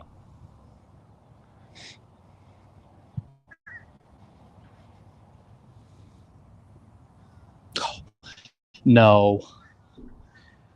That's beyond unfair.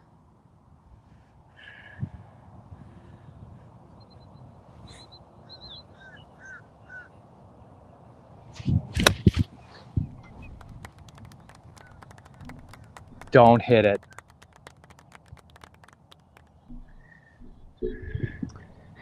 I should have pulled you off on that other shot and told you, like, don't do that. Yeah. Well, that's a good question. Yeah, you should have.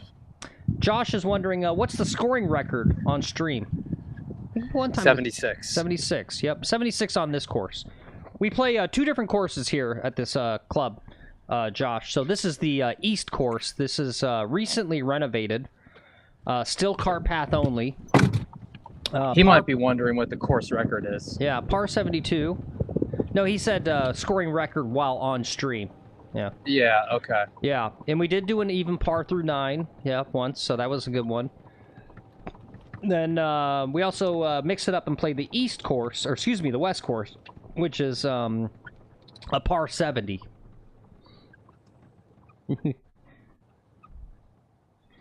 Yeah, and so basically what we're doing now is we're going to commit to like once a week, just like pure golf, and we're going to be tracking these scores. So we'll bring up the score today.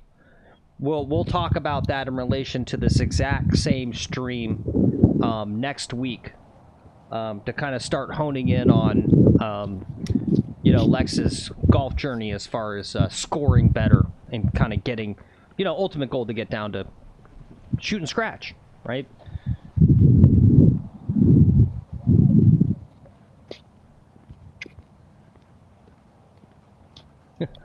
Very nice. PJG says, "What's up, ladies and gentlemen? Just dropping off at the airport. Easy $40, tax-free." Nice. And you get to watch McGolfin while you do it. Mm-hmm. And continue to, yep.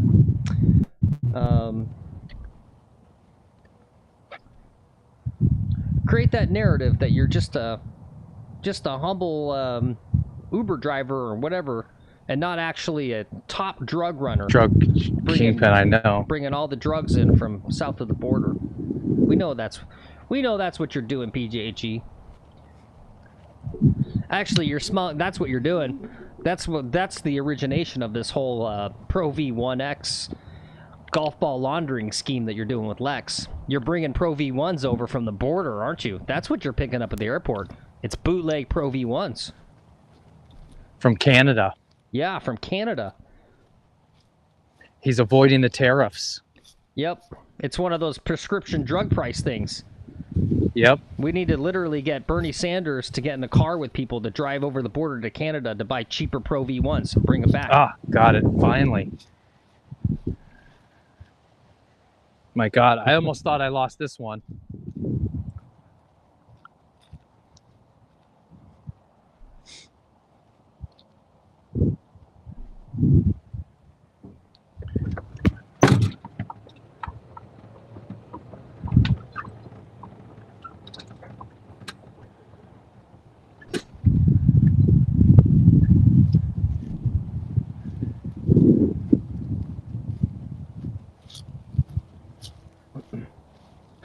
That's actually a funny bit.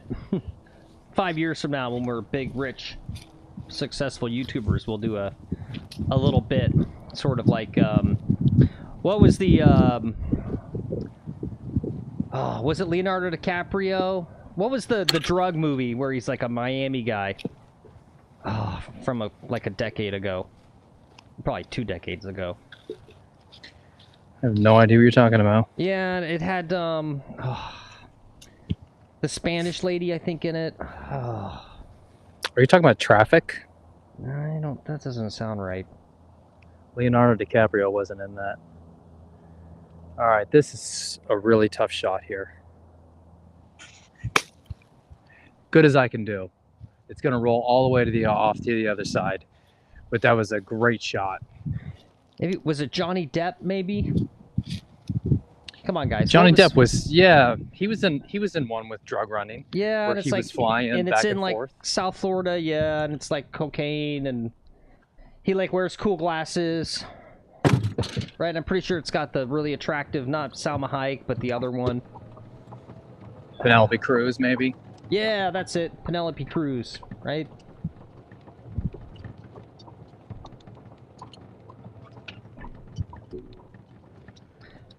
All right, Blow, let's start yes. counting. Thank you, Josh. That sounds right. Blow. 2 out. Yes. Yeah, we need to do a little skit, a little joke thing. It's like Blow, but it's called Ball, and it's all about Lex becomes a crazy, super cool golf ball, black market golf ball importer. And he's bringing Pro V1s in from Cuba.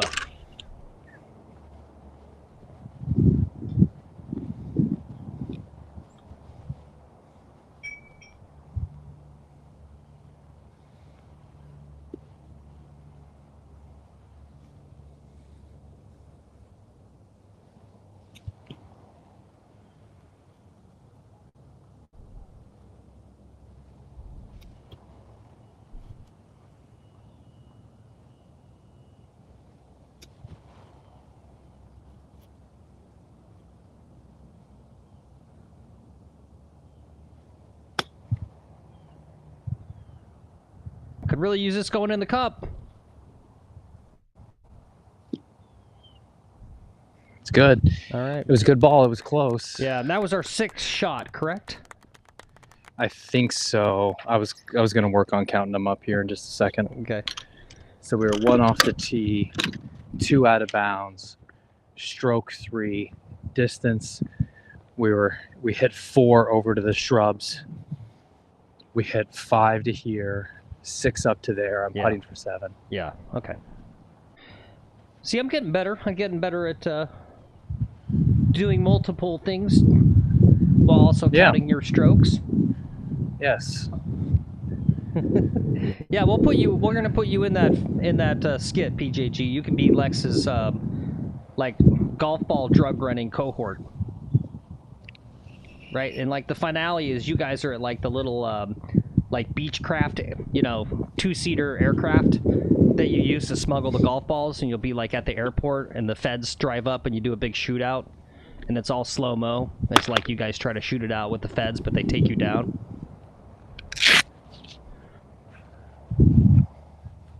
This has been a long hole. Guys, thanks for sticking with me through this hole. Mm-hmm. Yeah, we literally wrote a whole movie script while you're playing.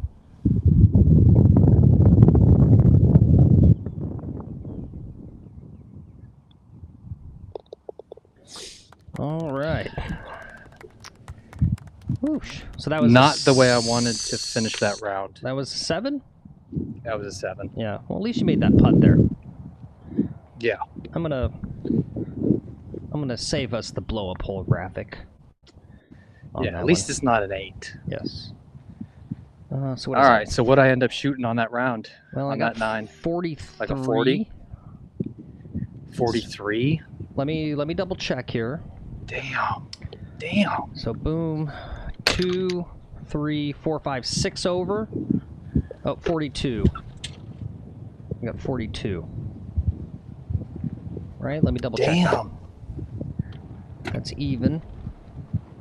And then 2, 3, 4, 5, 6. Yeah, 42.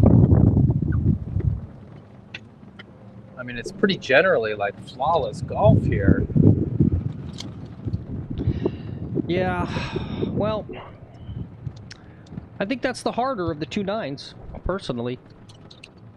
Those, Well, I appreciate all your optimism, Phil. yeah, those last 3 holes are tough. Oh, wait, no, I see where it is. I messed up on the scorecard, yeah, because you single bogeyed hole 8. So it is 43. Yeah.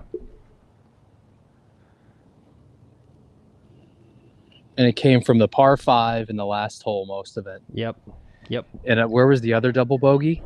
There wasn't one, but yeah, but it was a double on the par 5 and that last triple there. And then yeah, double, triple, and 1 single, and 2 bogeys. I mean, it's 3 more bogeys. You got a birdie on hole 3, right? So you were still even going into hole 6. Yeah.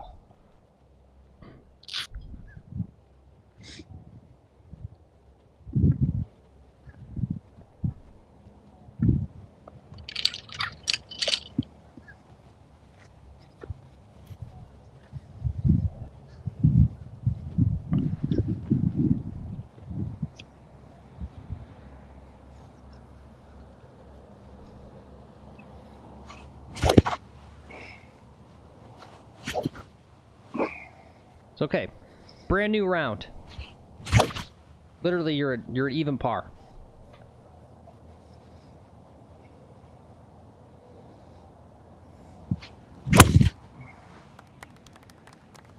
going down the right-hand side, but it should catch something.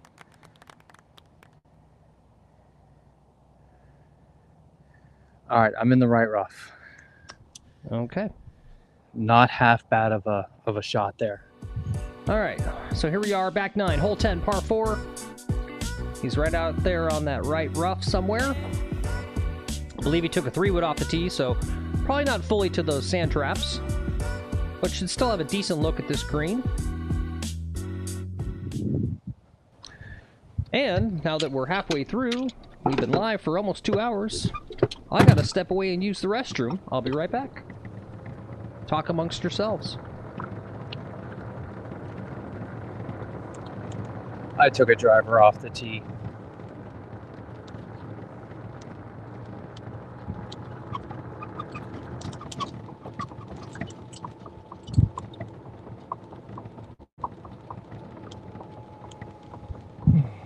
Okay.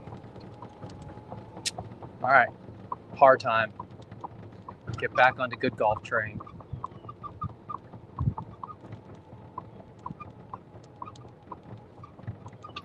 Golf is hard, guys. You know, on hole number 9 there, I didn't hit that bad of a tee shot. I just, you know, got not unlucky, but ended up where it ended up. And what are you going to do? I guess not hit a 3 hybrid. Just take your medicine. Every time, just take your medicine. All right, land this 10 yards short.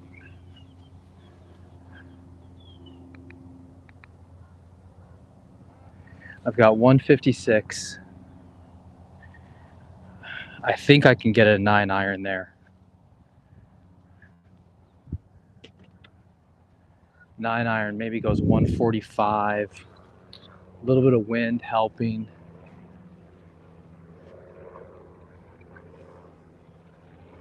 Land in the front and it'll roll back.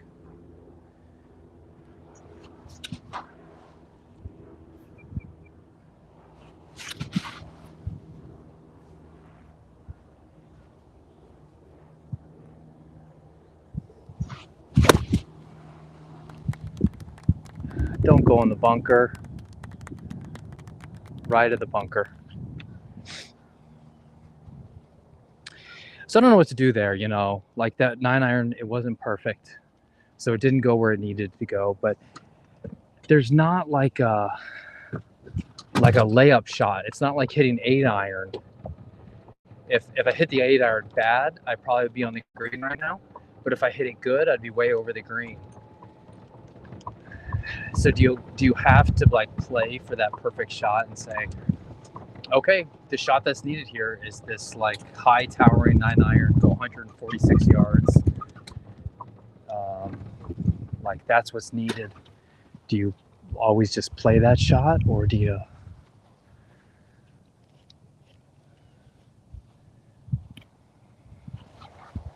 I guess that's what we were talking about yesterday, is do you go for it? Do you go for it?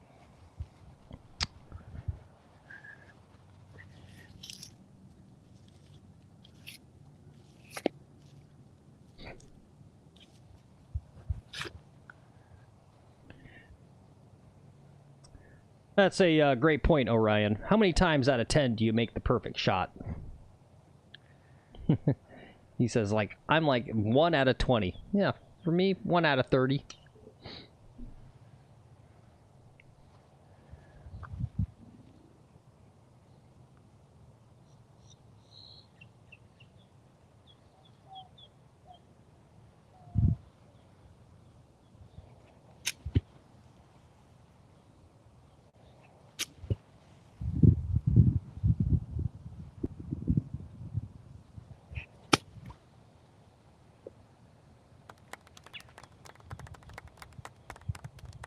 Oh, it could go in. Oof. All right, that was good.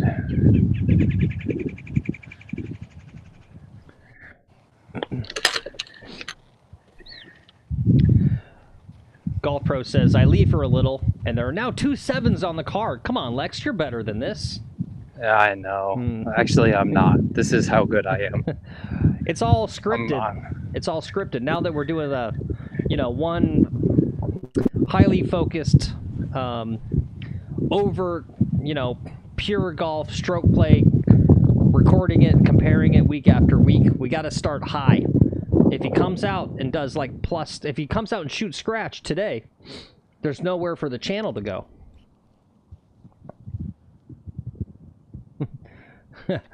Yeah, I saw that, Keith. You tried. We'll get that going.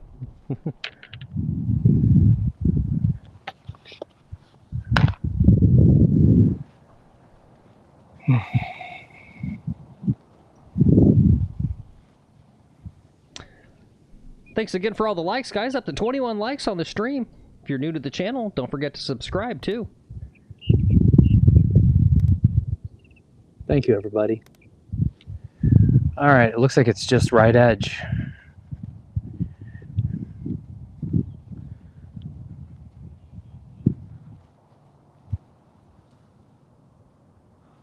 Okay.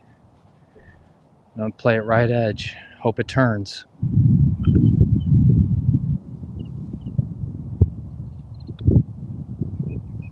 There we go. All right. Whoops. Wrong button. There we go. Okay, that was a heck of a scramble right there. Yep. Yep, very good up and down. Yep, from pretty decent distance. And I was back down there. I'm getting my low battery warning here, Phil, so we should probably switch cams here at this hole so I have it for 18. Okay. So we can switch back.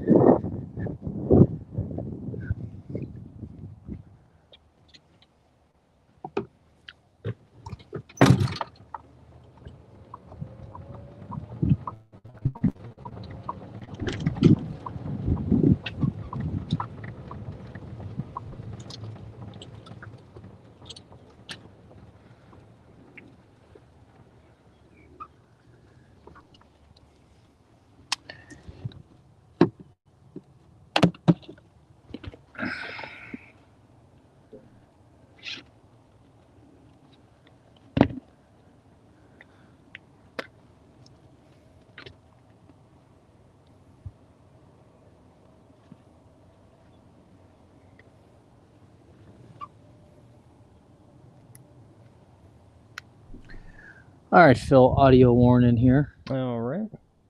Oh.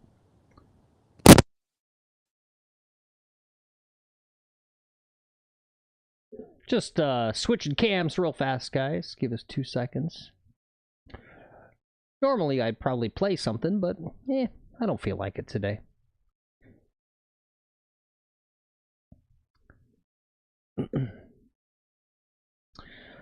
Ozzy says, have to par the back nine, Lex. Yep.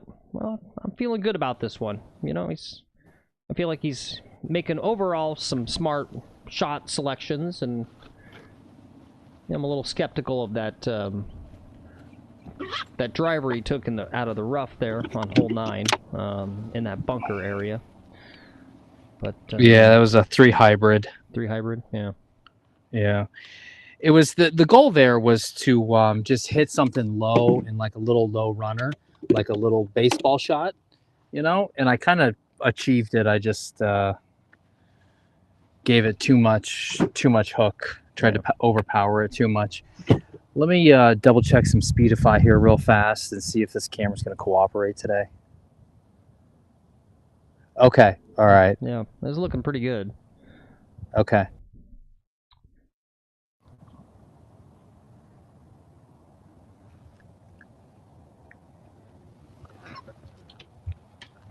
Yeah, no 3 putts. All right, I'm going to take 3 wood off the tee here. All right.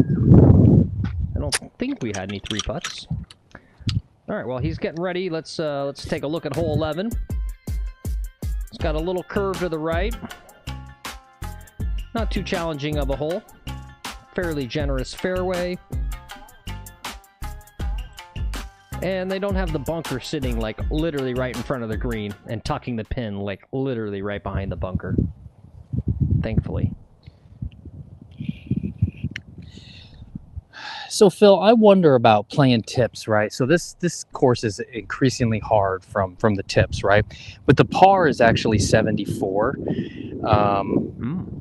The rating is 74. Okay.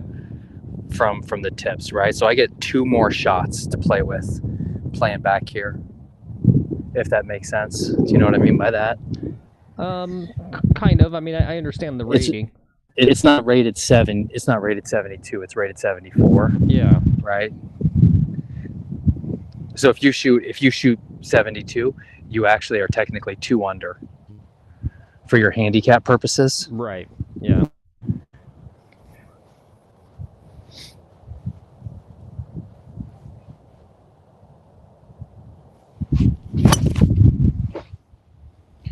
That's right on my target line. Oh, I got a really shitty kick to the right behind some palm trees. Hopefully I'm far back enough from them. All right.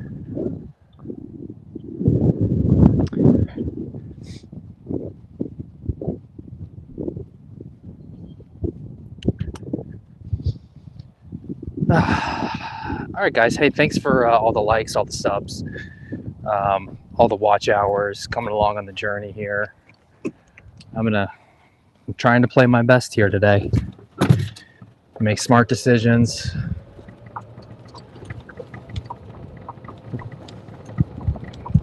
Strike it good, putt it good. I think overall I'm pretty pleased with how I'm playing. There've just been a couple of bad swings, one bad decision making and one bad swing. Maybe a couple bad swings.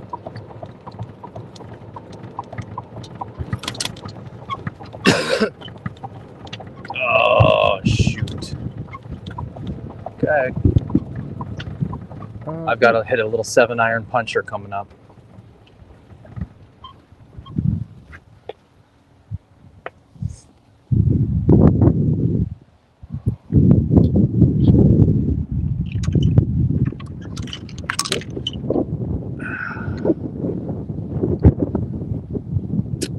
All right, we're across the fairway. Those trees on the left are kind of going to be in my way. I don't think I can get up over them with this 9-iron. And trying to do that might be silly. I think I got to play a low runner and run something up into the throat of the green up there through these trees.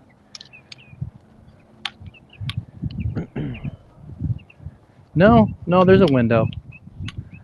There's a window there.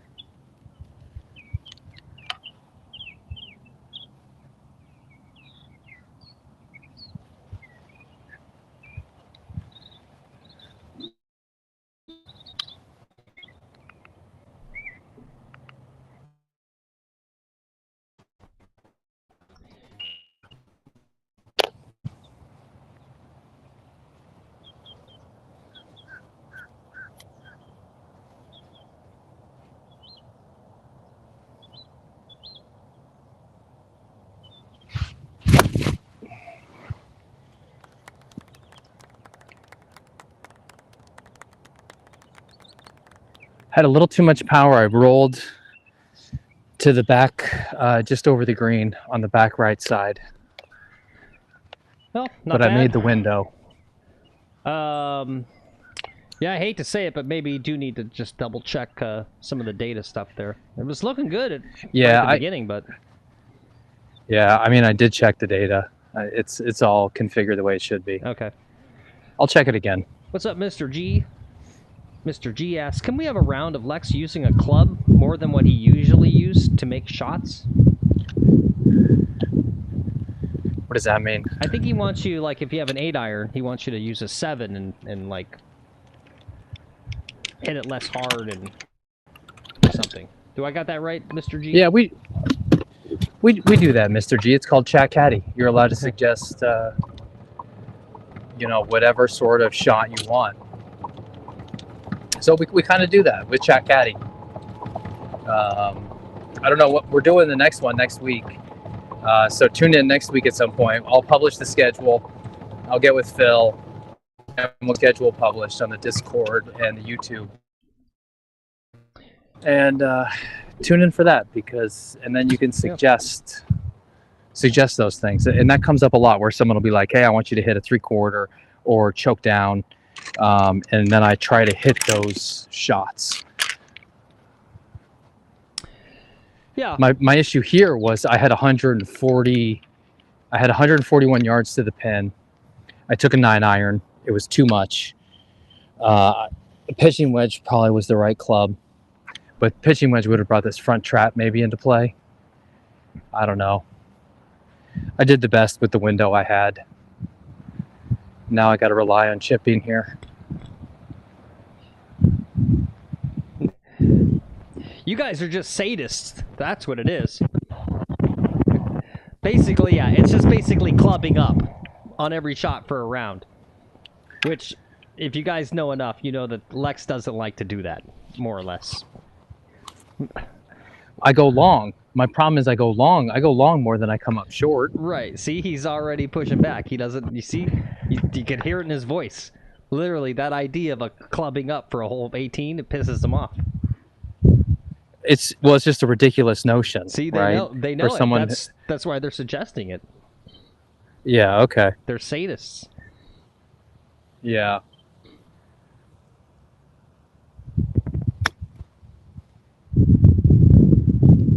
This looks good. Stop ball, stop a little too rolling. much gas. Not bad. Yeah, it's gives me a chance at it at least. Yeah, real fastball. He's getting ready for his next shot. PJG mentioned some big names probably not going to make the cut. So yeah, you got Wyndham Clark down there, Nick Dunlap, Matt Fitzpatrick, Max Homa, Carl Phillips, Victor Hovland. Probably all these guys down here most likely are not going to make the cut. How's my boy Michael Kim doing? Michael Kim?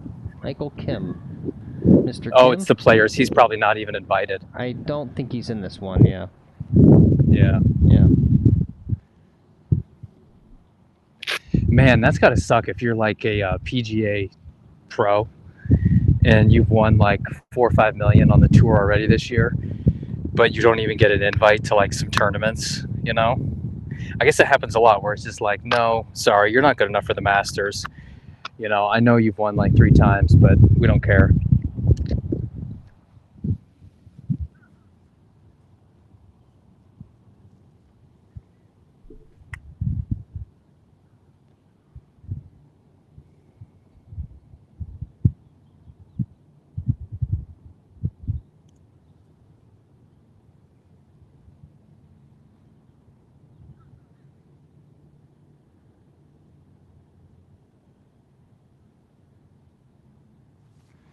I'm seeing this just so far out, actually. Well, no, maybe it's a lot straighter than I think. This could just be just a smidgy out right.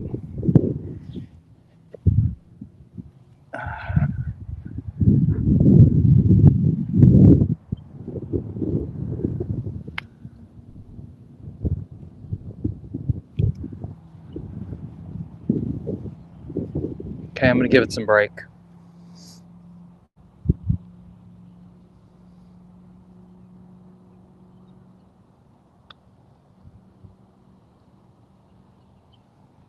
Yeah, kind of looked like the right idea. Yeah, just a little more speed. Yeah. All right. Okay, no big deal. Yep. It's gonna happen. I'm not reading these chats off, guys. You guys are too much. Are they being mean to me? They're just, yeah, they're flooding it with show ideas of all the stuff I know that you just wouldn't want to do.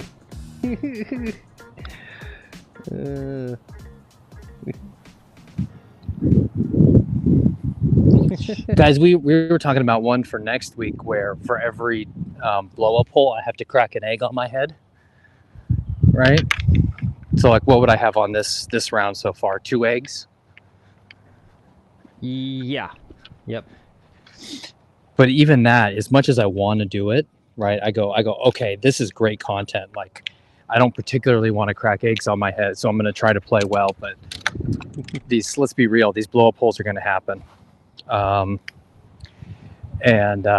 I go, when I'm covered in egg, even if I do my best to clean myself off, if someone sees me covered in egg, the chance of getting in trouble at my country club is too great. And losing this opportunity and this privilege of getting out here and getting to stream every day, I gotta walk a fine line here. Now, having said that, I'm not opposed to going to public courses like PGA National and doing whatever the hell, right?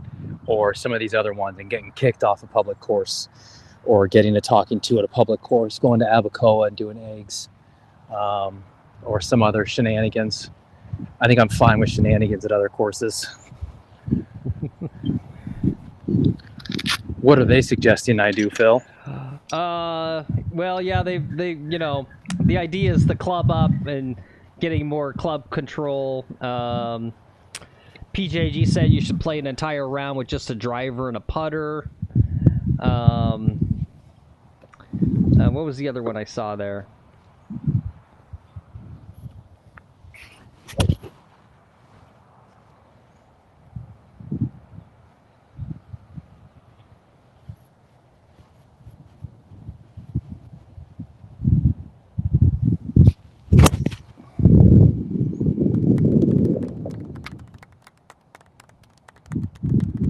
All right, that was excelente.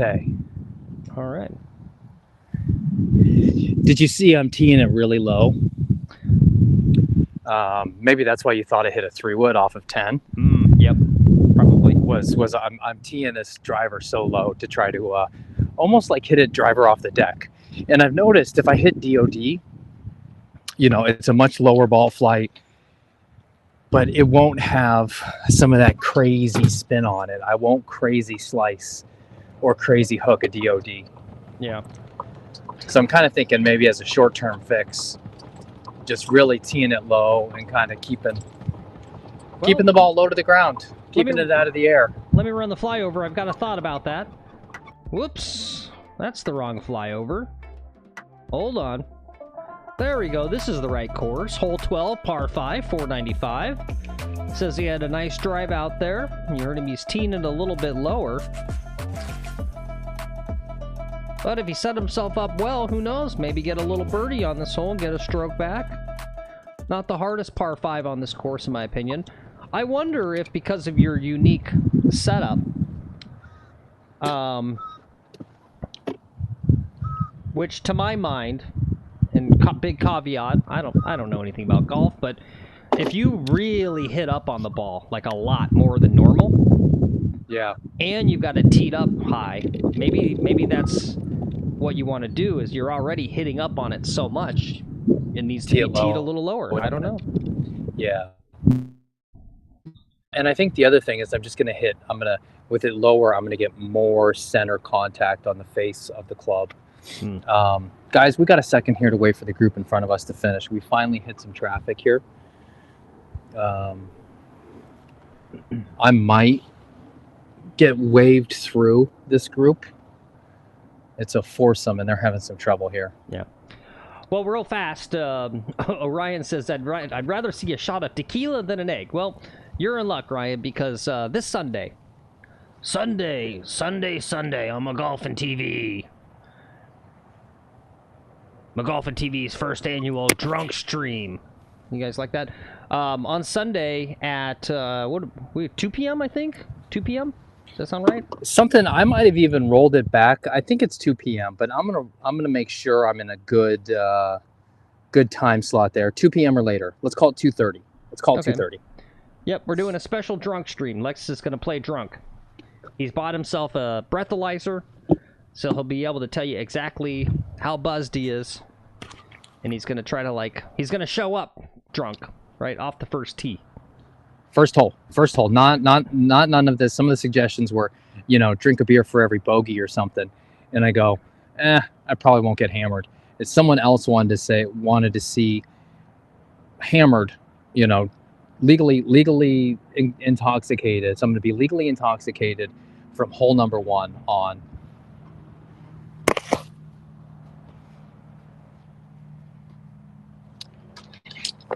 And we had some good suggestions in chats for what I should drink as well. I don't think shot of tequila is going to make the cut. I may do the Red Bull vodka. That sounds potentiality. Exactly, Orion. Yeah. Yeah, it's got to be something that you're confident you will not puke back up. Yeah. Yeah. So I'm kind of thinking rum and coke, actually. Yeah.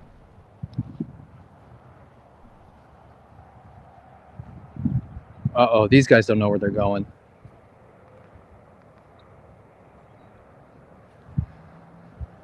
All right, it's only shooting 220, but I'm into the wind.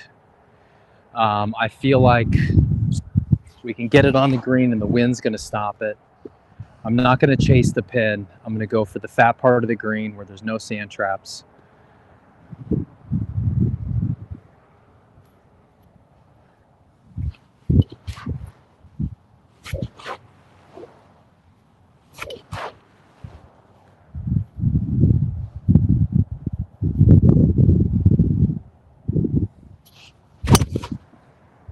It's going a little right, a little high. Don't hit any cart path. Settle. All right, it's off to the right. Yeah, It's okay. I'm in the complex. I got a chance. Not a bad position to be over there if you're not on the No, green I got a lot of green to hole. work with. Yep. Yeah, I got a lot of green to work with here. Cameron says John Dailies are great for the course. John says, can't wait for the drunk stream. We're putting that up on the big TV. There you go. No. Fire it up.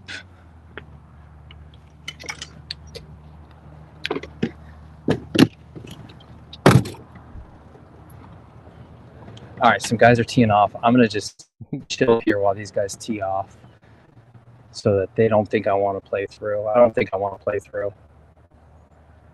Playing through always gets me into trouble. Might have some poor data. I'm in the trees here. The dry heaving's okay. Right? I don't know so much about YouTube, but I know on Twitch, and it doesn't even matter that we have no viewers on Twitch because there's no discoverability and it's a bunch of kids. They don't care about golf. But on Twitch, you're not allowed to show bodily fluids. And literally, people have been unfortunately banned, almost kind of unfairly, because these poor kids are trying to, you know, make a life for themselves, and they're grinding on the Twitch, doing their live streams, and they're playing while they're just genuinely sick, and then they like puke on stream, and then it's like bodily fluid, and they get a ban for it. So we just gotta be careful. We don't break any terms of service. I know everyone's gonna come in with, you know, the Bob Does Sports stuff, but you know what? They have this thing called clout, so they can get away with a lot more than we can.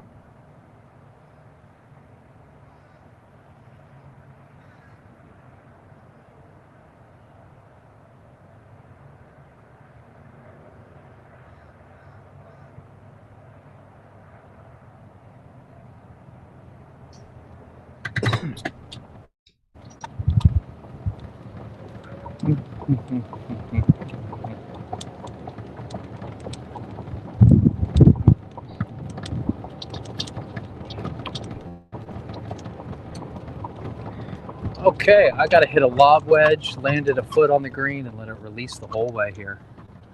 It's another one of these shots. But this one's even bigger.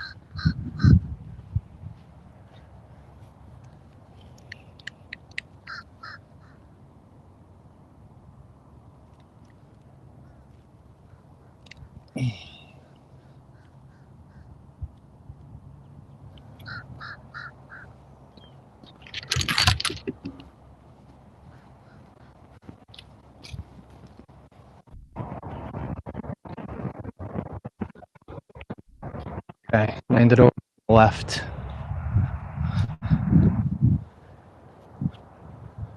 Left of the pin. You want left of the pin, right over that bunker. Yep.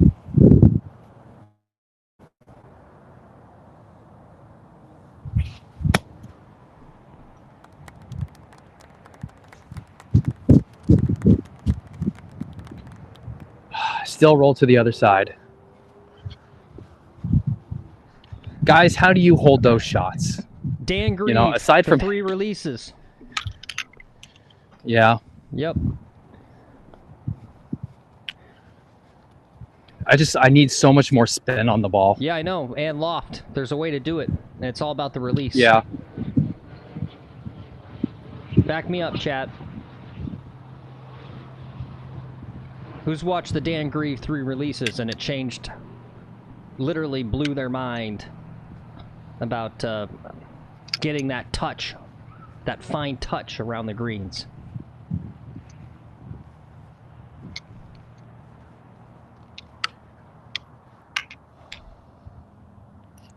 What do you think here, Phil? You think I'm putting? I think I'm putting. Yeah, it really depends on how that grass is there. It looks kind of short. Yeah. If that grass is relatively even. I mean, the ball's so close. It's, yeah. I mean, like long putts with a lot of fringe are scary to me. It's like, really, how do you judge that? But it's like, you don't have that far to go.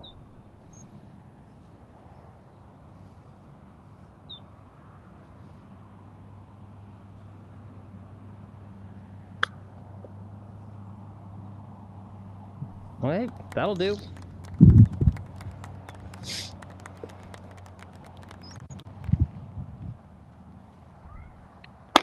Good call, Keith. Keith said chip it. My chipping's been better than my putting, so I feel more practiced. 37. 38. Okay, that's a par.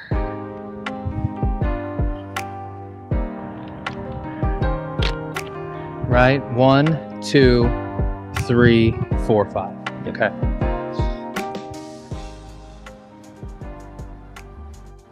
Some guys in the fairway there, so we can practice this one again.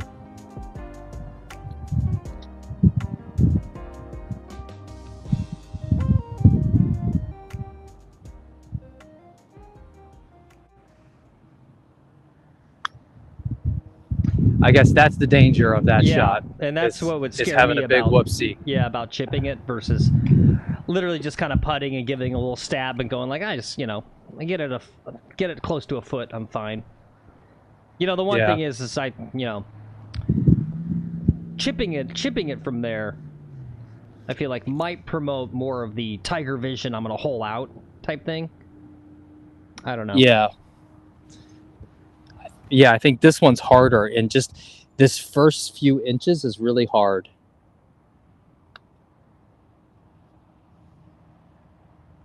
Okay, I don't know. That's fine. I think it's a higher make percentage though. With the chipping, you're more likely to chip it in than putt it in. Okay, let's get some water, get to the next hole. I'm almost thinking I hit three wood here. Driver brings that water into play. Driver hasn't been great today. I could try to hit that same little low burner I hit on this hole. But if it burns too much, it'll just go right in. What's the wind doing? Wind is helping. I think I go 3 wood. See if I can clear the bunker with a 3 wood. Yeah, on that last one, Ozzy said putt, and John Bagger said always putt that short-sighted. So, yeah. Some thoughts there on that one. Okay. Take it or leave it.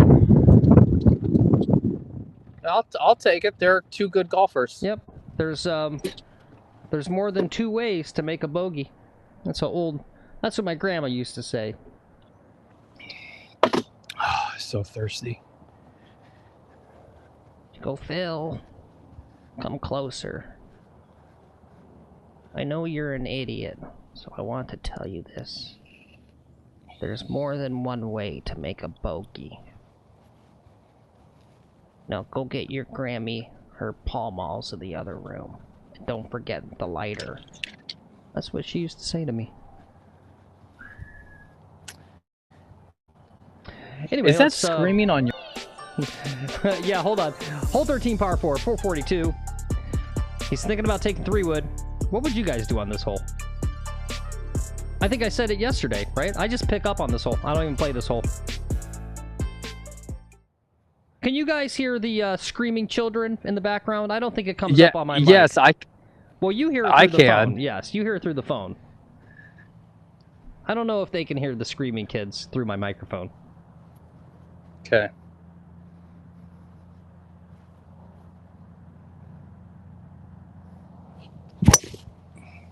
Hey, that looks good. Yeah, it's right down the middle. If the wind gets it, it's going to go, but it's just not moving far enough. You do I've got a long way to go. Do you guys want me to close my window so you don't hear the kids? Do you care that much? No, it's fine. No, the screaming kids are all part of... I thought it's a part of my ambiance. I thought it was someone in the houses across the road. And I was like, oh my God, is someone being murdered? Like, you know, there's no kids in my neighborhood and there's no screaming allowed inside my neighborhood. You're not allowed to use outside voices here. That's when you sign up for the HOA and sign your contracts. There's a whole no outside voices clause you have to sign. Well, see, it's good because I've talked about it before. This is what I have every afternoon, every day, at my hitting net. This is why, like, I literally am unfazed by all noise when I'm playing golf, is because they got a lot of kids next door, and they're out every afternoon. And a few of these kids are like real yippers, if you know what I mean. And I literally just tune it out.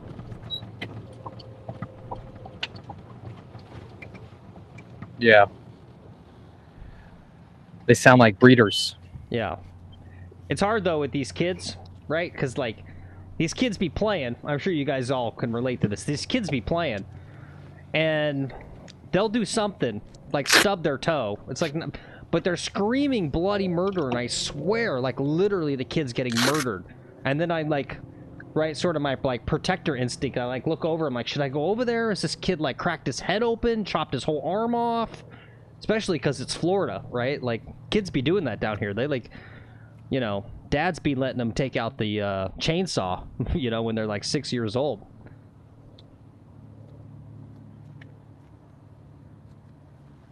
Yeah, that too, Cameron. I actually kind of like it, right? It's just like, I'm a crotchety old man. It's kind of nice to hear the sound of people who still have joy and having fun. And having fun, energy. Yeah, that's why old people love kids. Mm-hmm. It's when all the joy in your life is gone, you find it in others. All right, I've got a decent wind behind me. I've got a great lie. The pin is tucked over the where's the ball? Can you see the ball here? No, the data is just garbage today, so oh yeah, okay, I can barely see anything. Okay, all right, I'll just talk it out then. I'll check the other phone battery power. It's probably not done yet. I got 192 wind behind me. I gotta carry, what do I gotta carry? 186 with wind. I'm taking a 6-iron.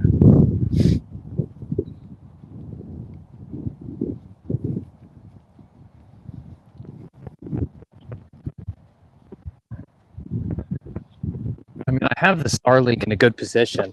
It's just Starlink sucks. Don't get political. I'm not. That's a technology. I'm not saying nothing. I'm just saying Starlink sucks. No, I know. I still can't get over that, dude.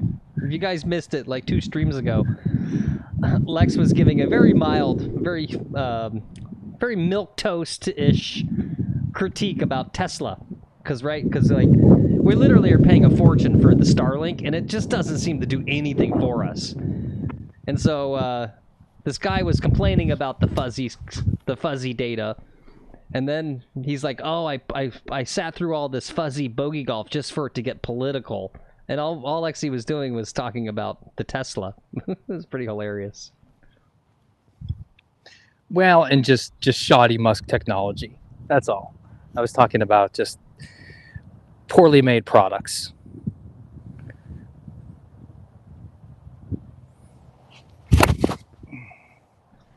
All right, that's going to be out right, but it should be in good position.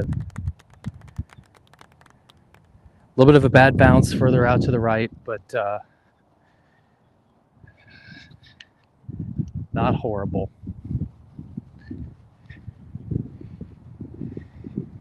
Yeah, it's like I'll give more money if like I can just get this, like there's no clouds in the sky. There's nothing obstructing the satellite dish. Oh, right. Cameron says you just got to bang on it again. Yeah, like you did last time. Oh, that's right. Just bang on it. Yeah, there you go. Work, you stupid Look at it. It thing. works. Yeah. It works. It works.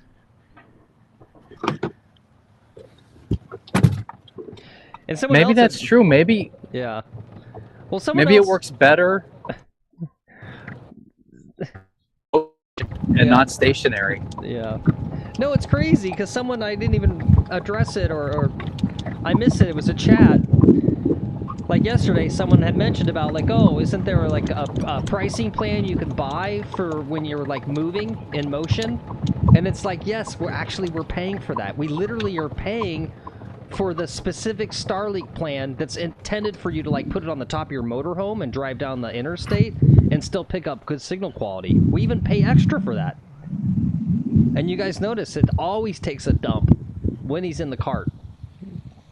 It blows my mind.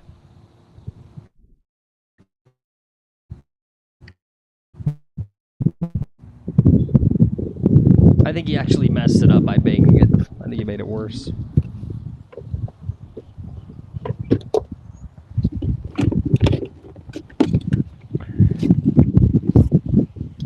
It's fine. It's you know, it's it helps keep other people out of the market. DOD King's gonna start live streaming. We'll see how that goes for him.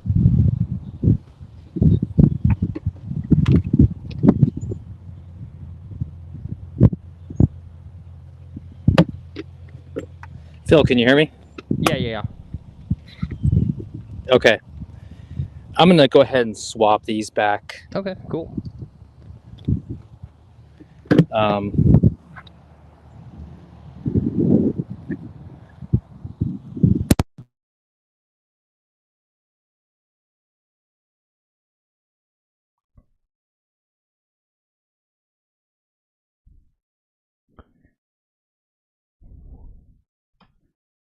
All right. Anyway, guys, thanks for watching today. Thanks for watching every day. We appreciate you guys.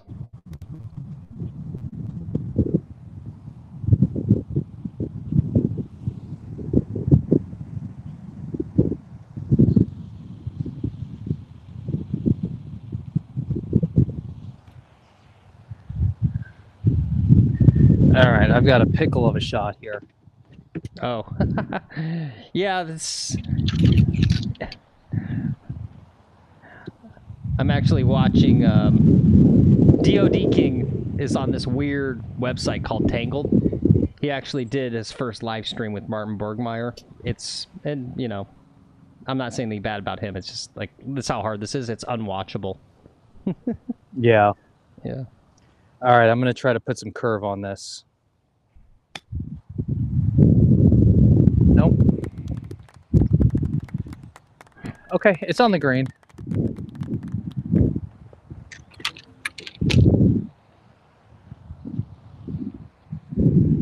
Do they have data issues? And Yeah. Just all the issues. The mic's going out.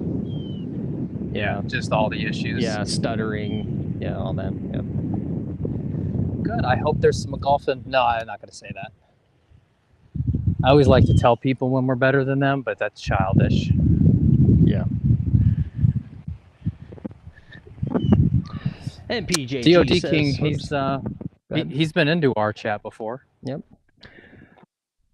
PJG says his time's up. You guys have a great weekend. You too, PJG. Have a great weekend yourself. See ya, PJG.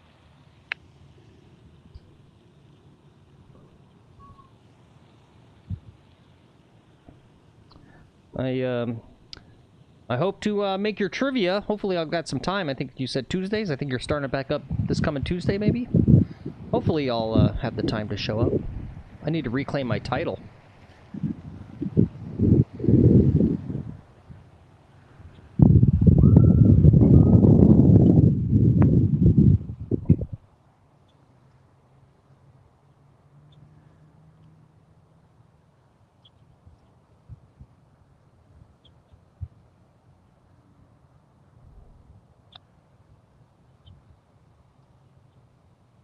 Ooh.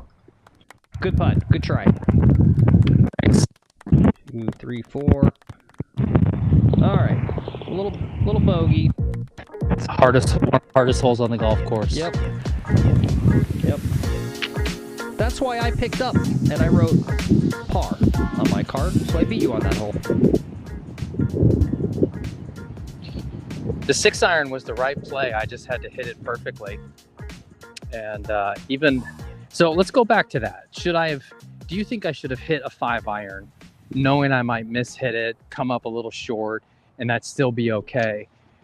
Versus if I hit the 5-iron, being in trouble long, you know, and just know that I'm only gonna strike the iron well 1 out of 10 times. But I don't think that's my percentage. I think I'm a pretty good iron striker, actually, and I strike it like, you know, 1 out of 2 times I get it on the screws. So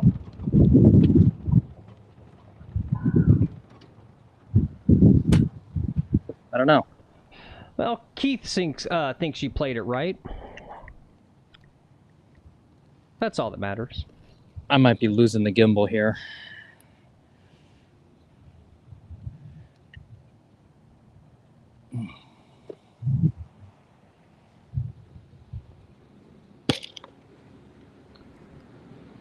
All right, well, let's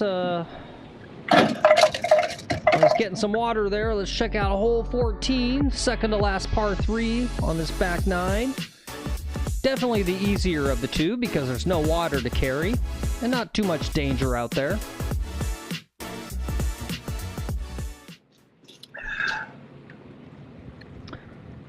And before I forget, because I still haven't done it yet, it's maybe a little hard to see, but Golf Pro in chat had mentioned this fun little course he's gonna play tomorrow. A par 57. It's not a true par 3 course. I can see 1, 2, 3 par 4s on it. It's a little cute course. Yeah, that looks like fun. That looks like a good starter course. That's where I need to be learning how to play golf. Is a par 57. Although really, par 3s are kind of harder, so it'd probably eat me alive worse.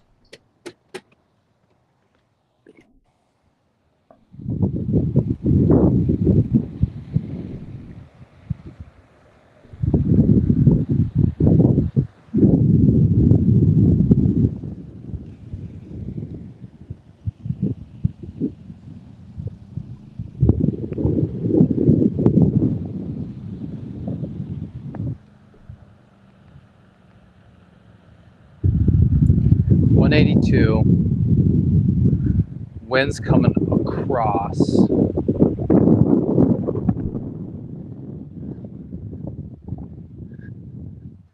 So we kind of want to hook it 182. We want to hit a hook 5-iron.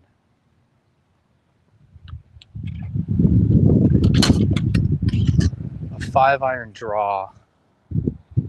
If I slice it, it's gone though. So how about that? So here's the shot, 5-iron. I want to draw it to hold it against the wind. If I slice it, it's going to catch the wind and get even more distance when I want to take distance off.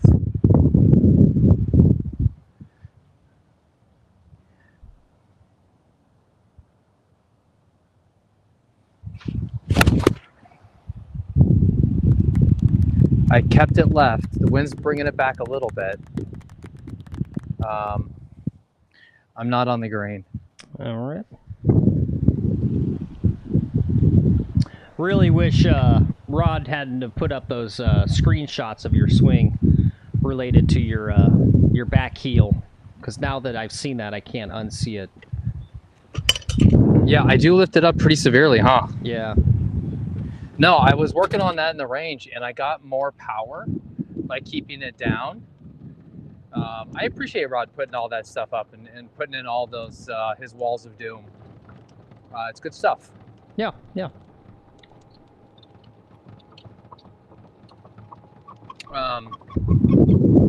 But yeah, it gives me a lot more power doing that. But you know, I don't know. Power is not what I was missing. Oh, cotton-headed Niffin muffins, where are you? Where are you? Okay, there you are.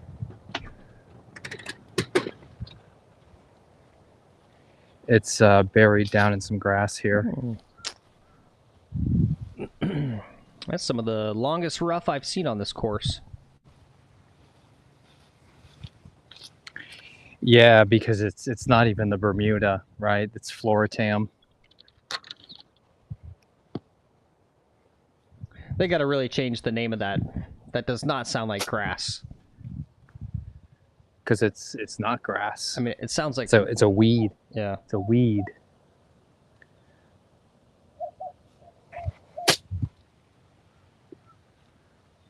Okay. Okay. Good shot. Floritam sounds like... it conjures up images of... like a movie where there's like in a courtroom, and it's like, did you or did you not know that Floritam causes cancer?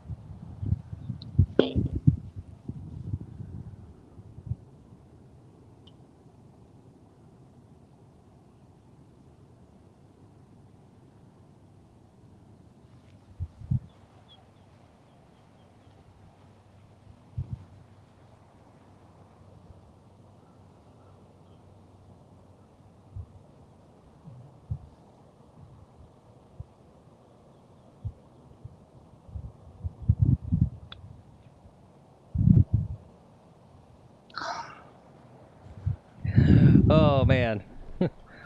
That was going in, too. That was going in. All right.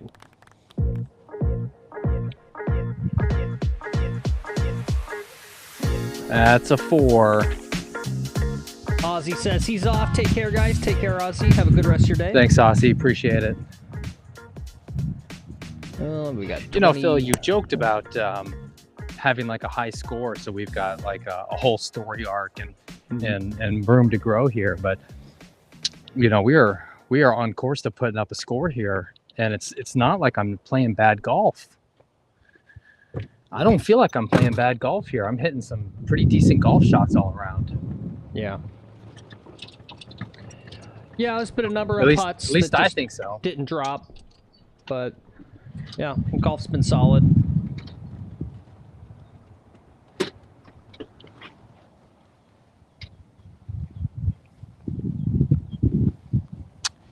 Have you done any commercial breaks today? No. Might be time for a commercial break. Okay. I can't hit for a minute or two, so you could zoom out there and just watch a guy walk in. They're all going to be hitting their balls and stuff.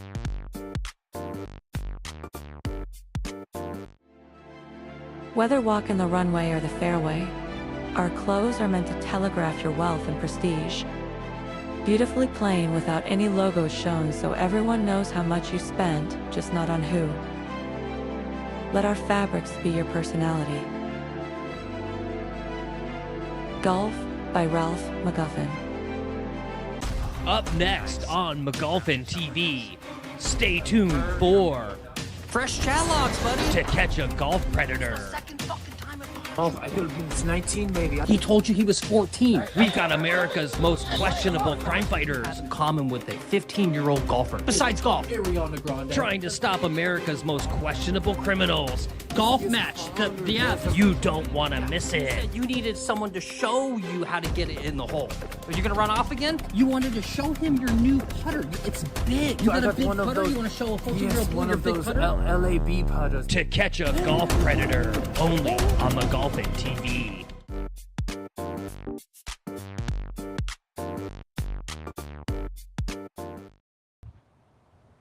All right, guys. Thanks for hanging in there. Will we pay some bills? If you wanted, you could zoom in on these guys. You know, one thing we could do too is talk about the. I don't want to go stand on the tee box. I don't want these guys thinking I'm being impatient, so I'm just standing off by my cart. Sorry, I'm out of the frame there. Yeah, no, I like that.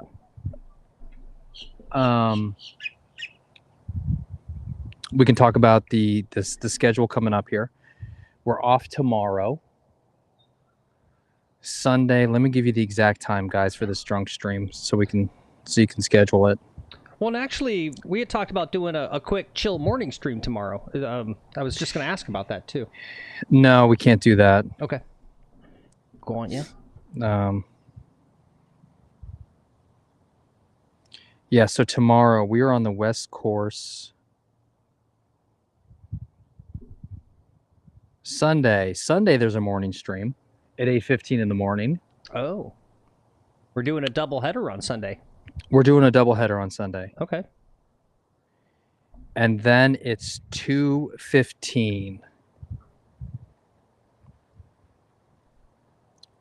Okay. 2:15 is the drunk stream. Monday, I think we're at like 2:30 on Monday.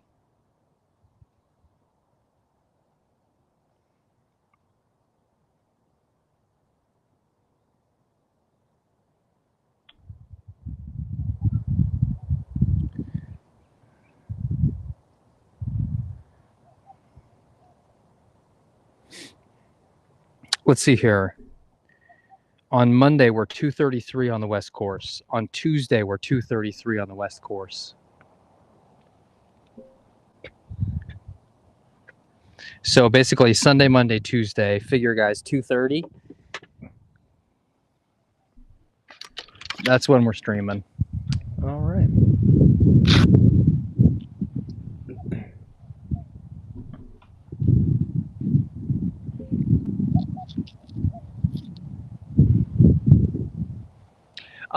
Phil, while we're in commercial, I thought of something I actually wanted to discuss related to the channel.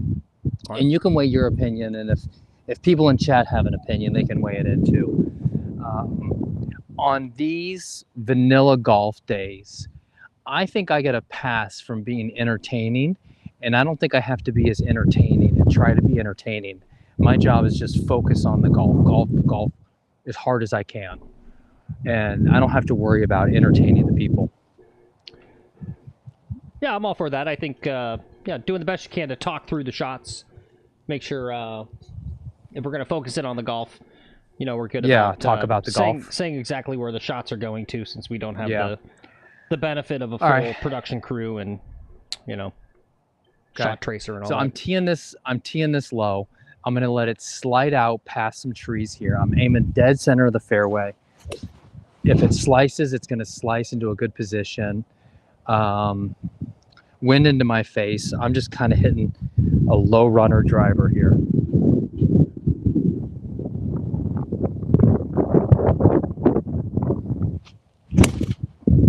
It's sliced. I hit it off the bottom of the club face. It's not a great ball. It was a very poor shot. God, I hate this driver. All right, let's look at hole 15. Last par 5 of the round. Kind of want to have a great tee shot, but I'm sure it's going to be fine. Just recover, get out there to get a nice layup, stuff it close, steal a little birdie away from this bad boy. Love the optimism, Phil. Yep. Keith says, is he low-key telling Phil to talk more? And Iron Dog says, yeah, focus. Phil is just lazy, not your fault. Yeah, thank you, Iron Dog. Appreciate that. No, and guys, big thanks to Phil, and you guys need to give Phil a big thanks for all his yammering don't start with keeping all us this. entertained throughout the round. Don't start with this.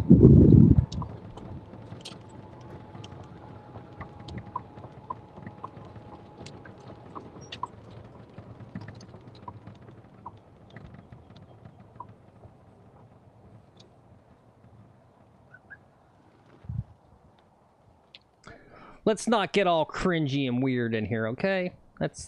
You get all cringy like that. Just saying, thanks for entertaining the people. Mm-hmm.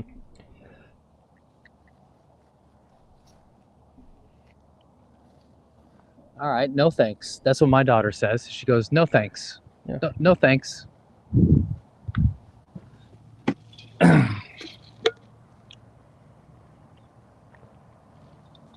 Whenever we tell her, like, oh, say thank you, she goes, no thanks.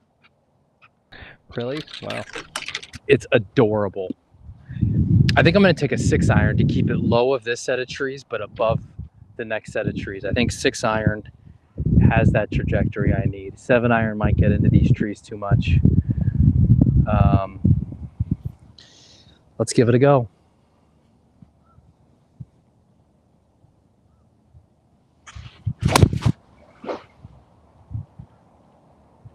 Okay, I hit the trajectories. Is the distance right? Distance is long.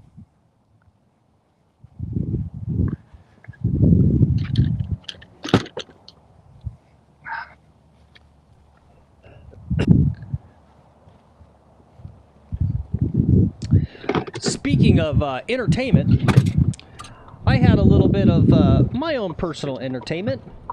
If you guys didn't catch it, because they did a great job of cutting away from it, but just so you know, just to put it into the file, our old pal Scotty Scheffler, friend of the working man, walks around with a halo on his head. Apparently, had another outburst and was slamming clubs again. I believe yesterday he had like a bad bunker shot that went into some rough, and yeah, he I guess they cut away. They didn't show it exactly. I think it was another slamming his club into his golf bag. Just so you know, that's another Scotty outburst. You know why he does his golf bag? Don't say it. Don't freaking say it. I know where you're going. No, you don't know where I'm going with this. Let me tell you why. Okay. Because if you slam the course, you're damaging the course, and I think you get fined for that, or you get in more trouble. If you're just breaking your own stuff, right? There's a little bit like, it's like, hey, it's my property. If I want to break my club, I'll break my club. Gotcha. Thank God. Where'd you think I was going with that? I won't say. Okay. Shut up, Keith. Don't say. Shut up. Keith put it in chat. All right, I've got somewhere around 129. We're gonna get freaking sued.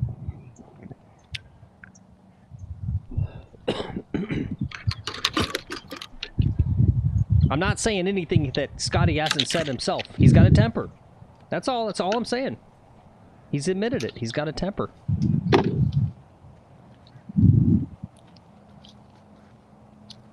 Yeah, I have a temper. But I try to temper it.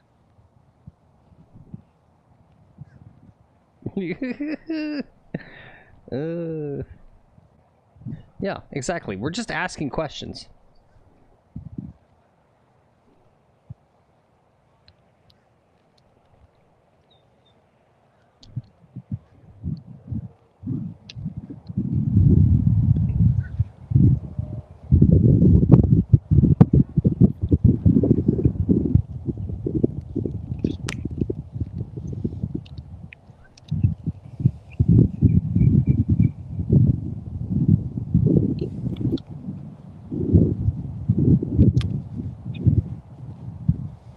Dude, they should be live. They should be broadcasting my show in the clubhouse every time I'm live.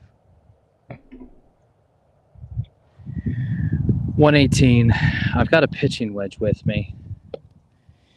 I think I'm going to choke down just slightly on it.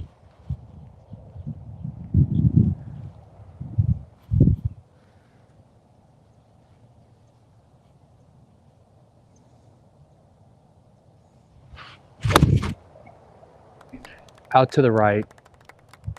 Get up there. Just short of the green. Okay.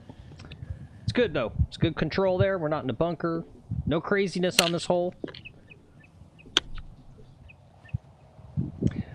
Yeah, actually, that reminds me. Someone had mentioned, because OG of the chat, PJG Golfer, who just checked out a few minutes ago, he's...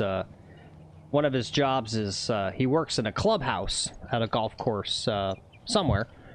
I think Virginia or something. And someone in chat was telling him to put our stream up on the TV in the clubhouse. And he was saying, "Oh, they don't have YouTube." I was like, "That's actually a good idea." And I was thinking, what would be cool, right? Like if you've got a TV in the clubhouse and also one like in the snack bar restaurant or whatever, basically you do what we're doing here. And so basically you go out there and it's like, hey, do you want to stream your round to the TV in the clubhouse? People can watch you golf today. We'll give you a little discount on your round. Oh, now Right? we're talking. So that way when you're in the clubhouse, you look up at the TV and you can actually see someone else playing the golf on that exact golf course that you're about to go tee off on. Or, you know... I know, that would be really cool. That's why I'm saying they should have me up on the clubhouse right now. These guys could be gambling. Yeah. Right now, in the clubhouse, they could be gambling on, like, what's going to happen these next couple shots. Because let's be real, that's really all golfers want to do is gamble on other golf. There you go. No, we don't want that, Cameron. We got to be so careful. We had the discussion about making the club president our best friend. We gotta make sure this lady knows that we're good. We're good young gentlemen. Good wholesome stream. Just out here to have some wholesome laughs, play some golf.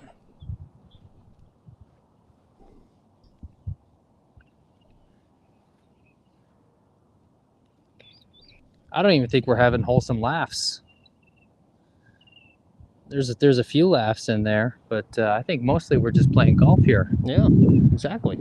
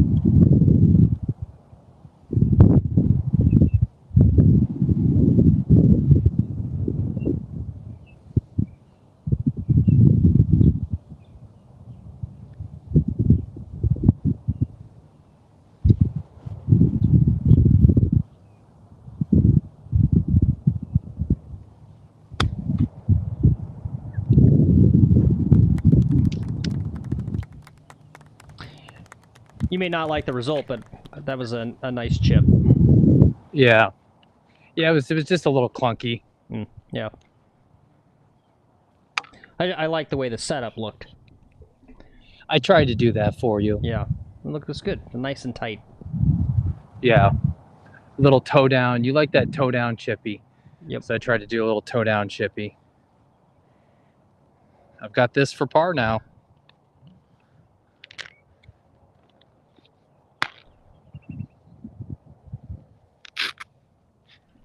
Just fighting for bogeys everywhere. Bogeys all over this guy today.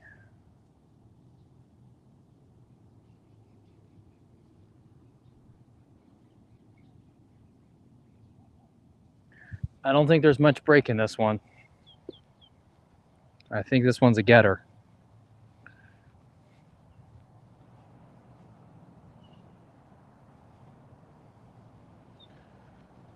Right edge.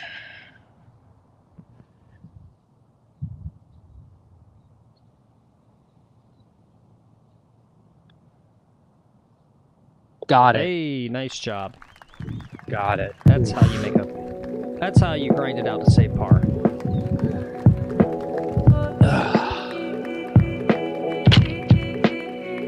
On the grind, man. Today is a grind, and I got 3 more holes to grind out. You know, but getting to watch these guys in front of me gives me good perspective. Yeah, what's happening with them? There was like 6 balls in the water on the next hole. Oh, yeah. Well, maybe one of the hardest shots on this course, so.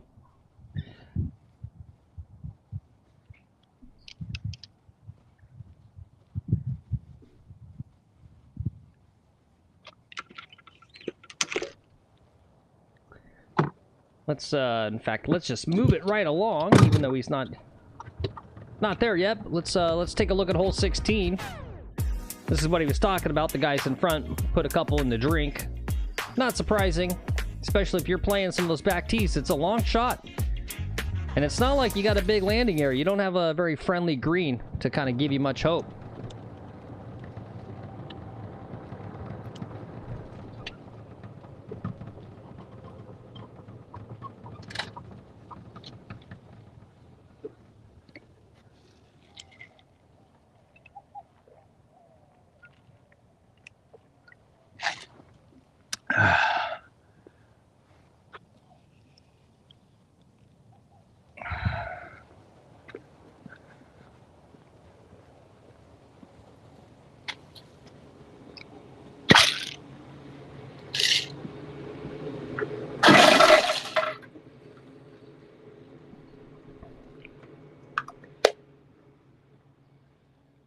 These guys are still on the green up there. I don't want to roll up. I don't want to walk up. There's no reason to walk up. Yep. Yeah, looks like there's a bit of excitement there at the players. Justin Thomas appears to be 9 under through the 15th hole. He's on track to maybe equal or beat the course record up there at the TPC Sawgrass. That would be something. Let me just refresh, make sure I've got the. Where'd his name go? Yeah, 9 under through 15. When it's your day, it's your day. Yeah.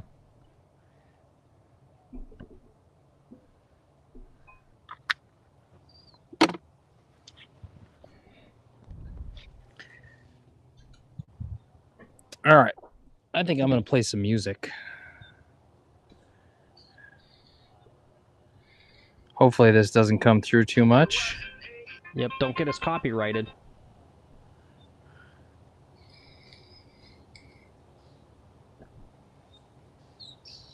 Oh, can you bring up, I mean, I could do it on my end. Do you have the email account on your phone? I can't play that from my phone. I was going to play into my earphones, Oh, into gotcha. my headset here. Okay. So I'm drowning out some of the fill noise with music. Yeah, let's see if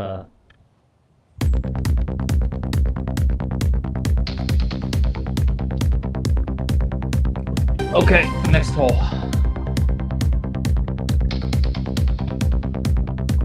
this was the song that Keith made. And my shoes in the back, hitting the road with the green in my track, swinging the sticks like a lightning bolt, chasing a little white ball. That's my jolt. Four on the fairway, hear the shout, rolling straight and true. There's no doubt. Four on the fairway, watch it soar, grip it tight and swing once more. Tee it up and feel that breeze, aim for the flag, cutting through trees. Sand traps lurking, but I won't fold. This game is fire, spun with gold.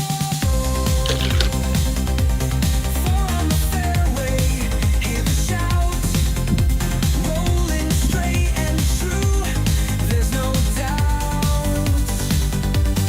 Four on the fairway, watch it soar, grip it tight and swing once more. Phil, can we still see me? Bunkers biting, but I keep my stride. Water's flashing, but I've got my guide. Put it steady, the cup's in sight. Under par dreams in The data looks fine. light.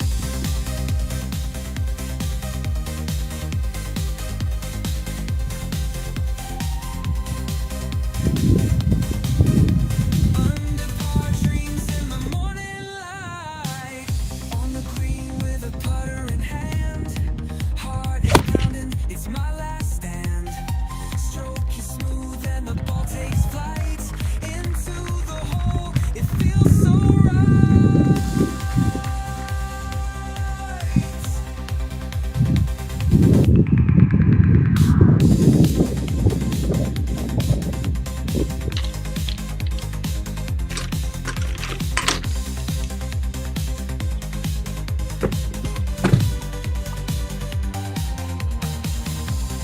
On the fairway, hear the shout, rolling straight and true. There's no doubt. Four on the fairway, watch it soar, grip it tight and swing once more. Bunkers biting, but I keep my stride. Water's flashing, but I've got my guide. Put it steady, the cup's in sight. Under par dreams in the morning light. On the green with a putter in hand. Heart is pounding, it's my last stand. Stroke is smooth and the ball takes flight. Into the hole, it feels so right.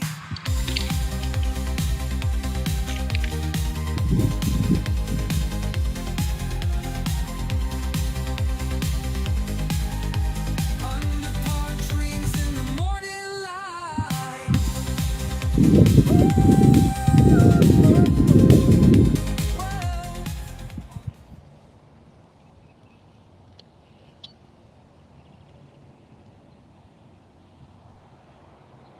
All right, that's fun stuff. Good stuff. Thank you for that, Keith. Yeah. Did you prompt it for any of the lyrics, or you just literally just tell it like golf song? I'm curious how much prompts went into that. Also, can you like define how long the length of the song? Can you tell it like keep it to 1:30?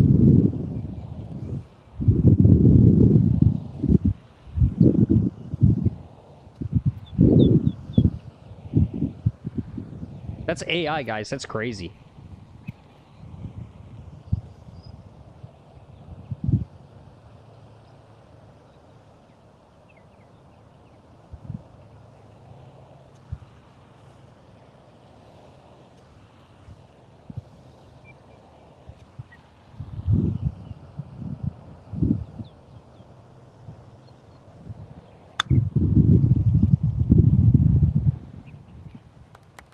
Not bad, not bad.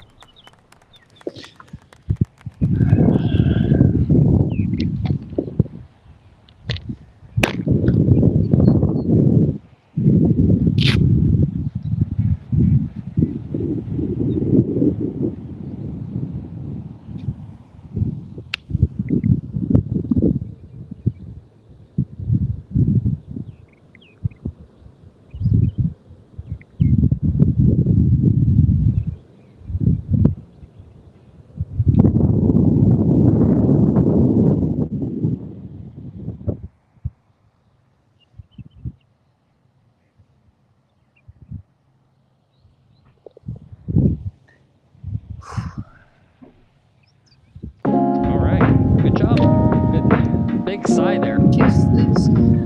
Yeah, it was a big sigh.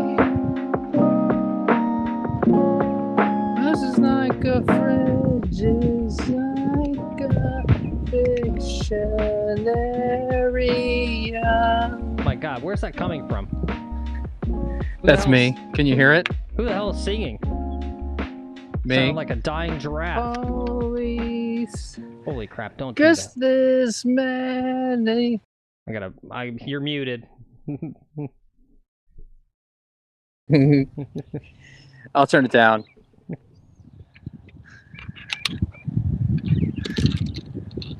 All right, you can unmute me. What are you doing? You just checked out of our show?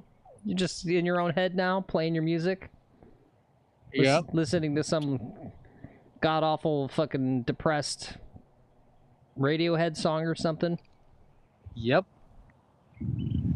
That's the way to play. This is what you get, buddy.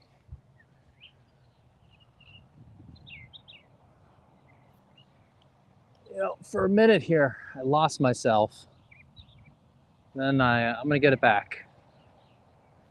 These guys are still in the fairway. I got a second to wait. I think I'm hitting 3-wood off this tee. I'm into the wind, so hopefully 3-wood's got enough on it.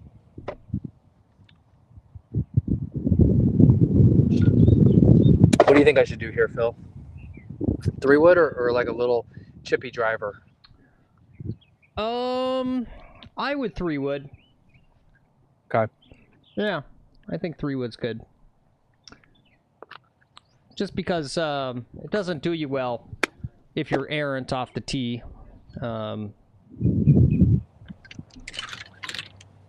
You don't need the distance on this hole.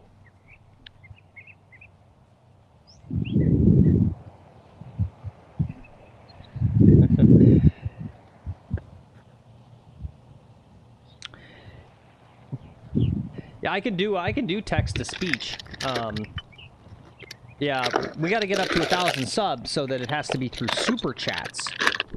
And then basically what you do is you got to put the price up high enough to prevent trolls, basically. And then I got to go through and really work on all the banned words.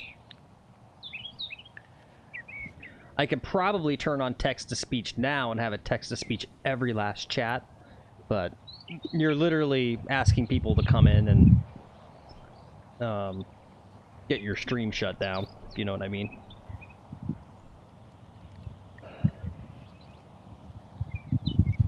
All right, I think I'm going to aim straight after these bunkers because I don't think I can reach them.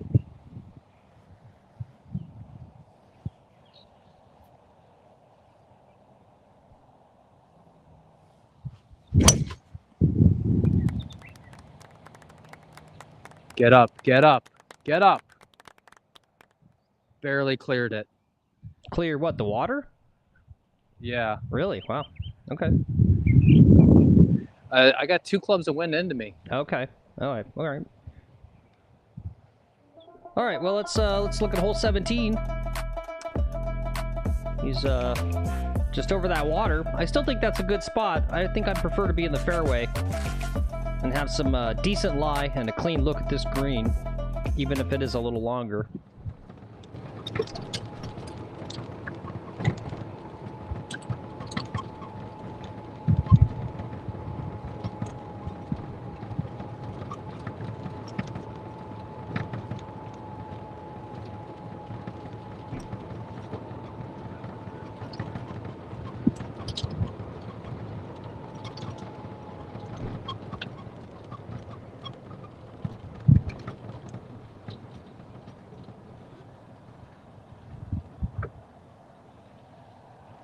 Okay.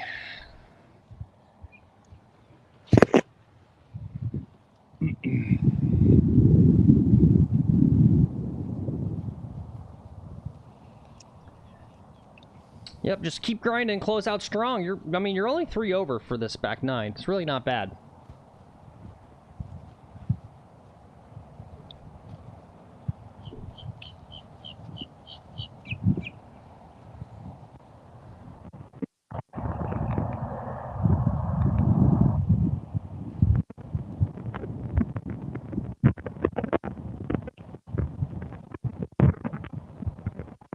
All right, I got 150. It looks like it's back. I'm gonna hit a 9-iron.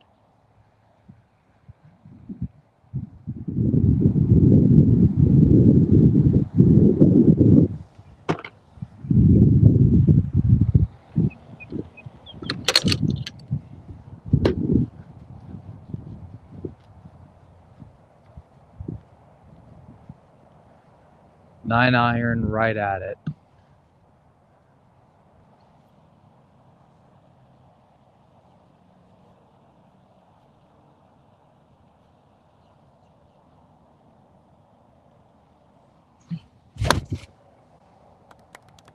That's right at it. That sounded pretty crisp. All right, I think if it rolls out, okay, I think it's good. Looks like a really good ball. I might have a chance at one here.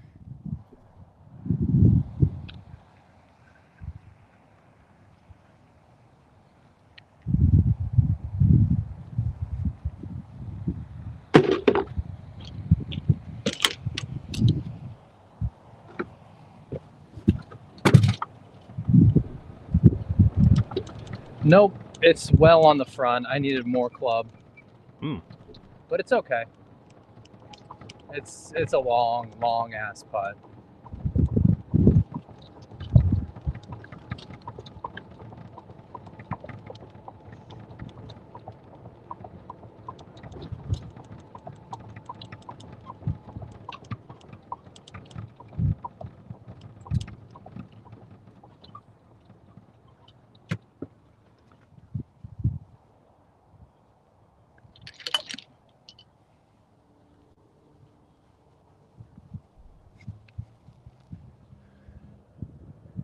All right, I'm down to 20% battery on this phone, Phil. It's okay, we'll make it. Well, yeah, we'll make it. I'm just saying, I don't think we're going to have time for some long-winded final thoughts here. Yep, no worries.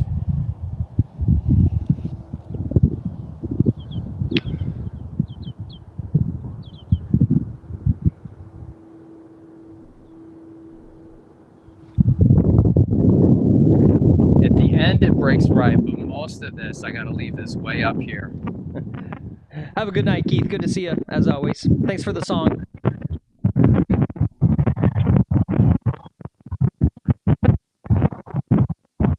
Tell Mrs. Keith we said hello.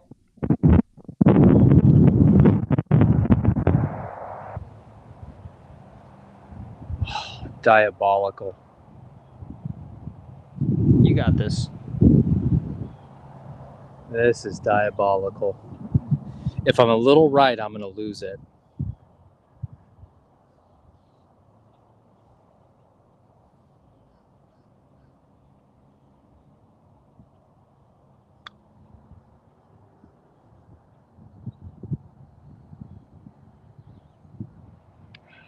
Okay. All right, not bad. No, it couldn't. If it goes any more over here, it would have gone that way. There was like a little sliver of an area that I could travel to get to the hole.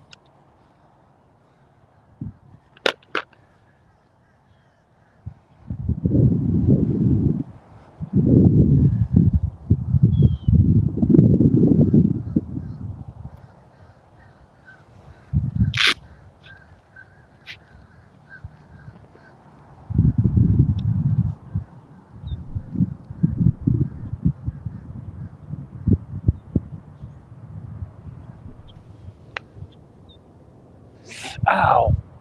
Oh. Ow, that was a sharp pain. Ooh, sharp pain in my big toe. Oh. That's not good.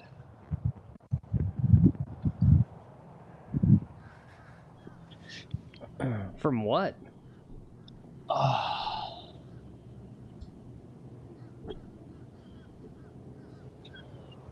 I was crouching down and I just like messed up my big toe, I think.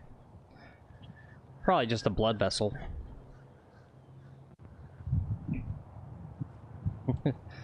Shush, Iron Dog, shush. You know, you guys like hate the we use the word shank It's like, ugh.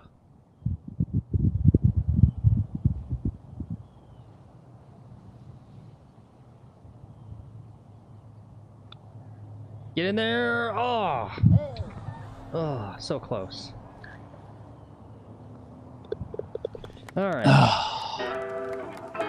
It's okay. I just gave it too much break. Yeah. Hey, what's up, 62? Says he's just passing through. Have a good weekend. You as well, 62. Hope you get out there and play some golf. And, John Bagger says, Thomas just birdied 17. Whew. Okay. This has been a tough round of golf today, guys. Playing from the tips. I don't know if I'm going to play from the tips again. I don't know, man. This course is a beast from back here.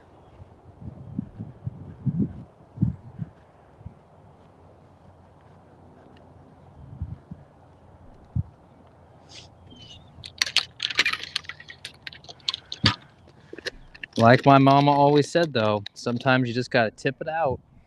Yep.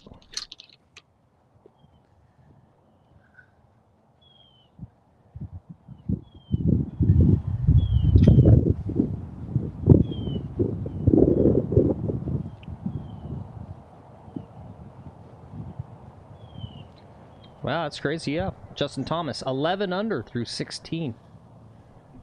It's pretty crazy at that course. I felt bad for all the, hopefully the content creator people at that Creator Classic didn't go back and rewatch the live stream with the chat on, because the chatters are just, whew, just an angry, ruthless bunch of people. And it's like, guys, like, you go play TPC Sawgrass. Trust me, it's one of the hardest courses in the U.S. Hey, Peter. How you doing?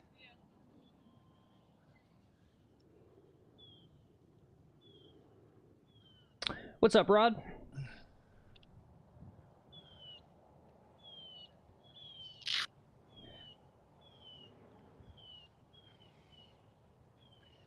All right, last hole. I'm going to go get some water. You can zoom in maybe, watch these guys. Yeah, I saw that about Aberg, Rod. All right, here we are, hole 18, final hole, par 4. Got a little alligator leg to the right, and a beautiful island green to finish you off.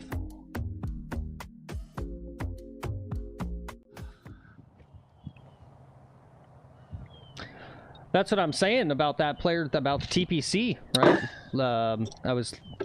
I saw the little highlight on the Twitter of Ludberg Auberge. Am I saying that right? Is it Auberge? Let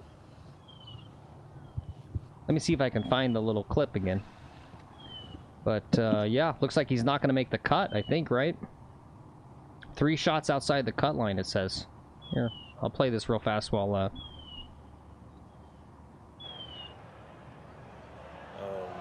Yeah, see that right on line. Look at that pin placement. Oh no, he just shanked that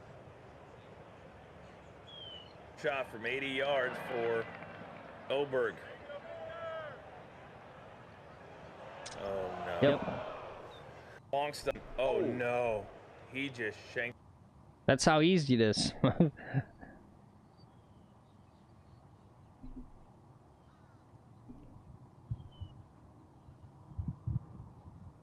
Yeah, 5 doubles. Is that what he got? 5 doubles? Whoosh. Yeah.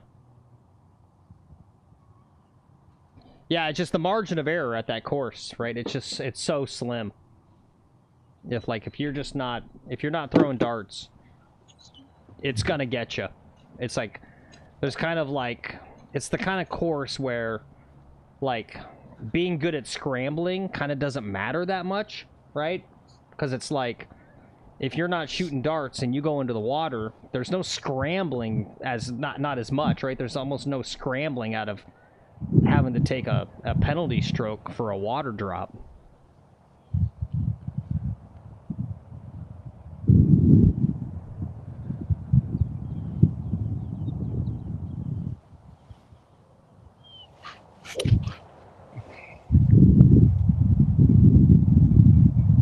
We're just waiting another Another minute for this old boy. I also think it's one of those courses where it's going to favor guys who have that kind of extra level course knowledge on it. Like, it was interesting to see Nick Dunlap, like, literally in, like, second to last place. Where did he end up? He ended up 1, 2, 3, 4, 5 from last place. Gonna miss the cut. Yeah. Right? And younger player, Carl Phillips, right? Who's just like, who's this guy? He's missing the cut. And I'm guessing some of that comes down to, like, literally this... How many times have they played this course, right? Yeah, versus, like, Justin Thomas, who probably knows this course like the back of his hand. At least in relation, right?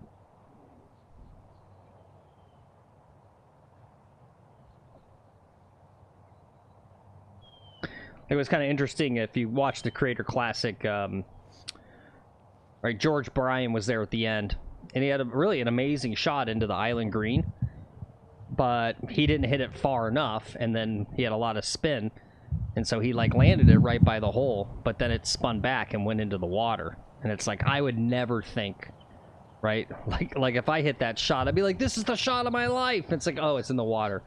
It's like, I wouldn't have thought, right, that it's like, oh, yeah, you just don't get close to this hole. You've got to actually club up and just hit, like, the top level on that island green 17, and then, like, putt down it. Like, there is no getting close to the hole.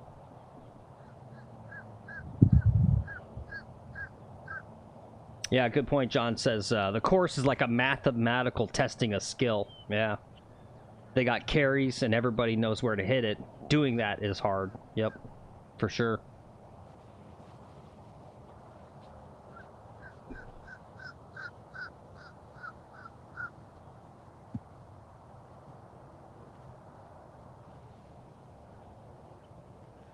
All right, we might be good to go here in just another second. Nope. Keep driving. Keep driving. Keep driving. Keep driving. No, don't stop there.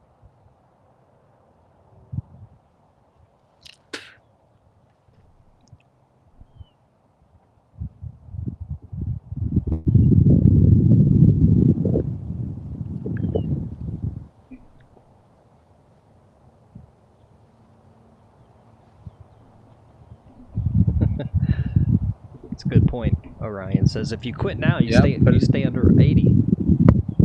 Yeah. Oh, sweet. We're done. We're finished. Yeah.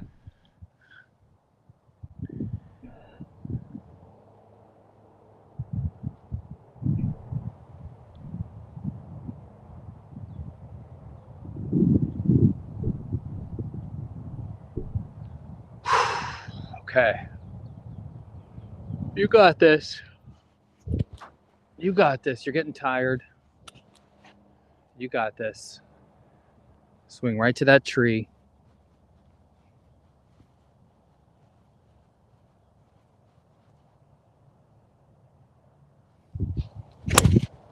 That's OB.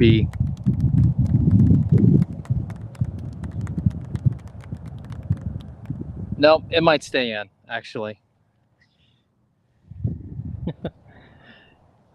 Let's go drive up and go look at that. Or should I hit a provisional? I don't want to hit a provisional and chase after some ball if I don't have to. Yeah, I can shoot a 69 if I stop at 9 holes.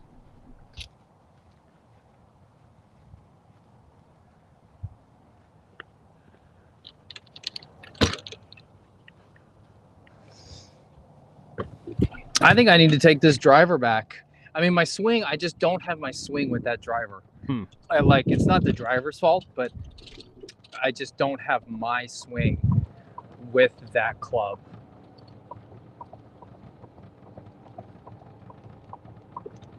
And likely, when I was testing it, I was all warmed up, and then I started going for it, and I'm like, oh yeah, I hit this great, because I'm like going for it every time. Yeah, he should have the bigger grip on there, Iron Dog, because he put his old shaft from the one that cracked, the driver head that cracked. So he's got his old shaft on there that had the larger grip. Yep. Come on, please, please, please. All right, we're going back to the tee. Yep. John Baggers can't help himself. He says, "Get a ping."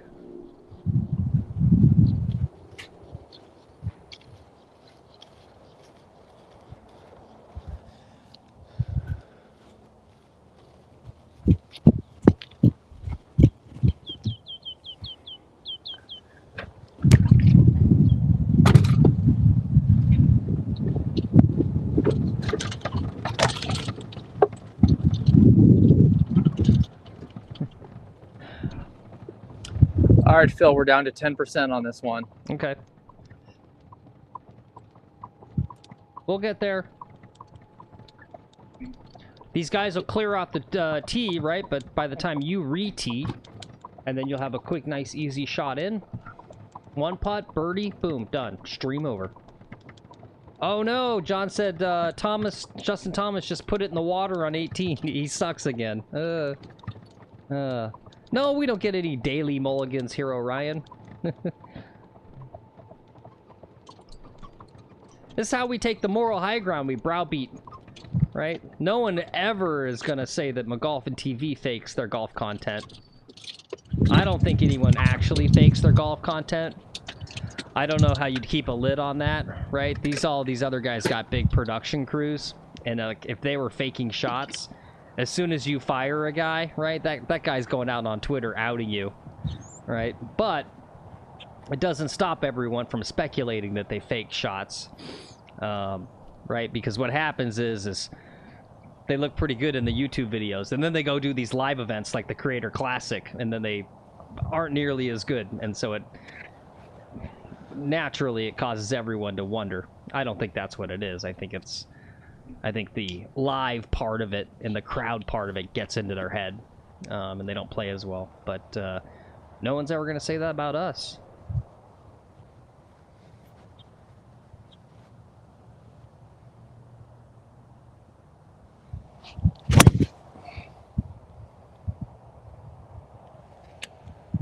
You'll never believe where it went, Phil. Well, I can see it going straight for the house. Does it go that long? Went in nearly the same place, but Yeah. I think this one, it stayed in bounds. Okay. Yeah, Otherwise, I'm just taking an. Otherwise, it's just taking an 8 and calling it a day. Yeah. I don't. That looked like because the camera angle was you had that way up, so you could actually see the ball well. I didn't see any movement on that ball. That looked like a absolutely straight ball.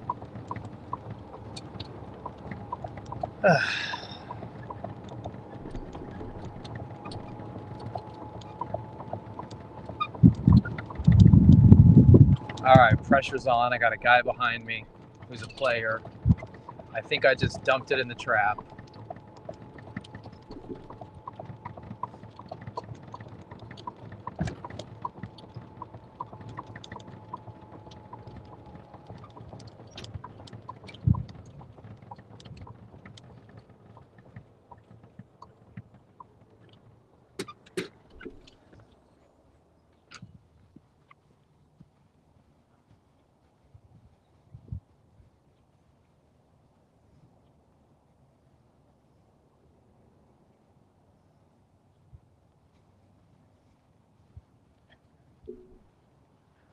All right, Phil, I might be calling it a day here. This phone's gonna die. I'm gonna die. Oh no. Can you don't see the ball or what? No, I don't see the ball. Is the green clear? Yeah, the green is clear. Well, just take a drop real fast. Hit the ball real fast. I'm waving this guy up.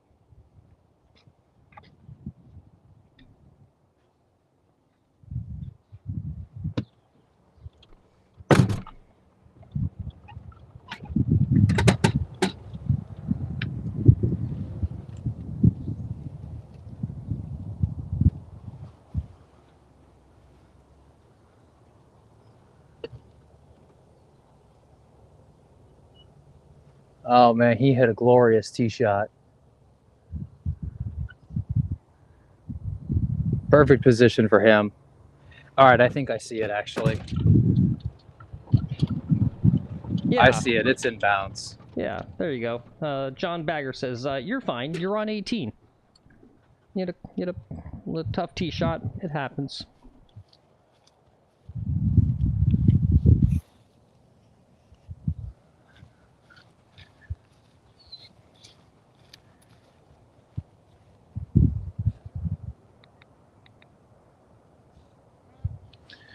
All right, 160 out of the rough. I think I'm going to take 8 iron. 160.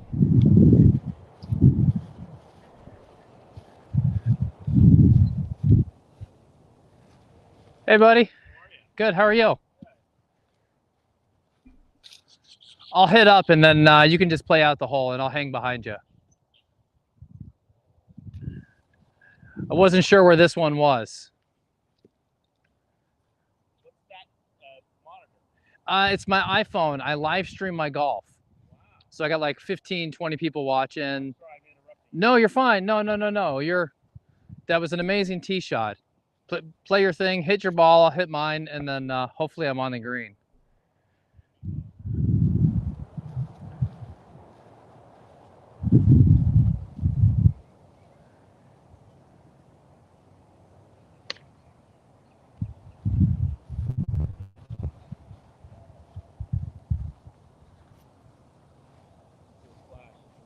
No, I didn't see a splash. I think you were up.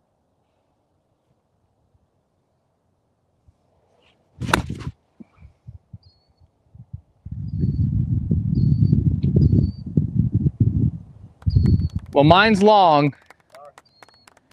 All right, see ya. Thanks.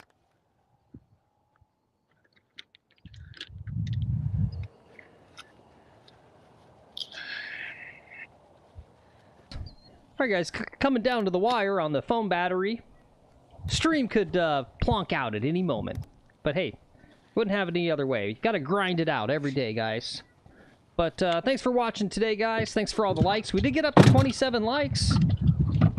All right. Keep getting close to that record of 29. Good job today, guys. Thank you, guys. Thank you, everybody. Yep.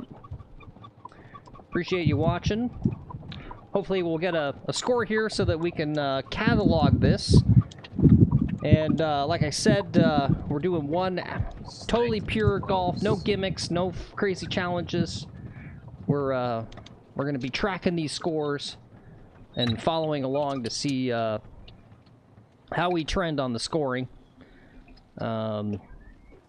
Maybe leading up to next year's club championship, right? It'd be great to get all the way down to close to scratch and feeling good going into that. I mean, it's in him to win it, right? I mean, he overperformed, obviously. You know, a big part of that is just like, you don't have to deal with cameras and some weirdo yapping in your ear and live streaming and all that sort of stuff. It really does change the dynamic when you got all this extra stuff in your brain. Where you can just focus on the golf.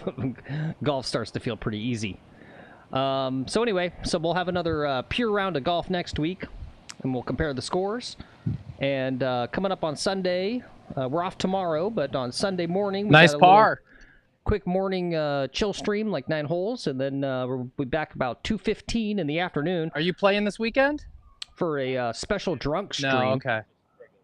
Okay. Too long for me from where they're playing. Okay. I'm just too old. I don't know. You crushed this hole. Well, yeah, but I was playing from Okay. up front. Yeah. Okay. Good to All see right. Lexi. Hey, take it easy, buddy. Yeah, it's a good point. John Bagger says, not a bad round from the tips. Good putting, new driver, etc. Yeah.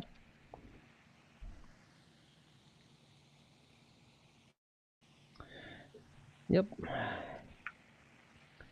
Of course, got some fun plans for the next week. We'll have to hone those in and get a schedule out to you. But I know that next week we'll be back with Chat Caddy, everyone's favorite game. So we'll have that at least one day.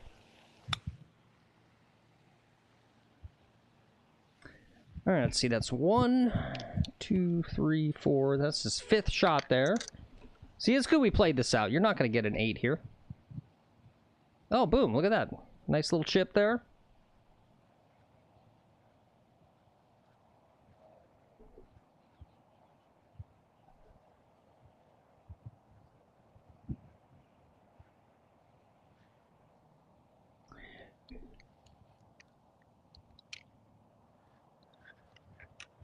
All right, Phil, can you add up this hole real fast?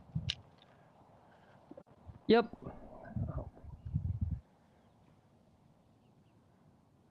Yep, this is your 6th shot.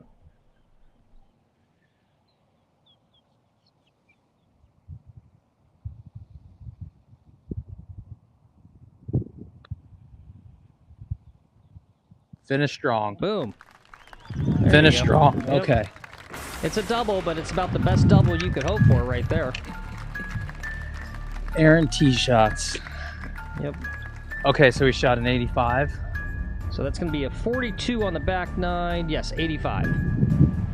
Okay, guys, that's the benchmark. All right. Yeah, from the I tips, think I too. can beat that. Yeah, it's not bad. Yeah, and I don't... No, the tips is hard. I don't It think, really is. I don't think I missed any, but I don't think there was a single 3-putt, so that's a good sign. Putting was good today. Yep, it was a couple errant tee shots. That 3 hybrid on number 9. What was the other double bogey? The par 5. You know, the par 5. That was an errant. That was a poor club selection. I should have taken 3 wood and just said, you know what, 3 wood's fine. Again, it was just poor off the tee. Yep. Yep. Yep. All right, guys, I'm gonna say bye. I'm gonna say bye now. Thank you for tuning in. Thanks for supporting me. Appreciate all of you guys. And I'll just say that now before this ends up dying on me. Yeah, well, Rod said nice putt. John said boom. Cameron said great putt. Orion says think about a stream using woods with lady shafts. John said great save, good round, good show. Orion says bye guys. Yeah, actually, you know, one we talked about as another fun game, right? We've got those legacy clubs, those whatever they are from like the 1950s. We're thinking about doing a 2-ball, right? We got to get the right course, the right tee time to have the extra time to hit 2 balls. But we were thinking about doing a little comparison, right? So basically, Lex plays 2 balls, one with his normal set of clubs, and then one with those ancient set from the 1950s, and do a little comparison. So something maybe kind of along the lines of what you were thinking there, Orion. So yeah. So again, Sunday, first fun little drunk stream that we're gonna do. Lexi's gonna be drunk playing a round of golf. We'll see how that goes. That might be a real S show, or it might be real fun. We'll see. Who knows? It's live golf. Anything can happen. Just like that. Boom. I think that's his camera dying right there. Let's see. Was that his camera dying? I think it was. Yep. All right, guys. Well, thanks again for coming along. Thanks again for all the likes and subscribes. Thank you guys so much. We'll see you next time.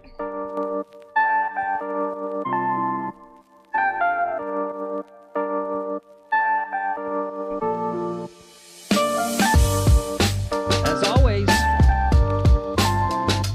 if you got the time and the money and the weather and your baby mama don't mind, get out there and practice some golf, guys. Very nice. John says he's going to be drunk in the chat too. Yeah, we'll have to think of a fun drinking game for you guys in chat. That's why we did it on Sunday afternoon, right? Tell your wives now that you're taking part in a special event. You let her know now you're going to be drunk. It's totally fine. You're planning it. As long as you schedule and communicate your degeneracy, the wives tend to go along with it. Just a little tip there.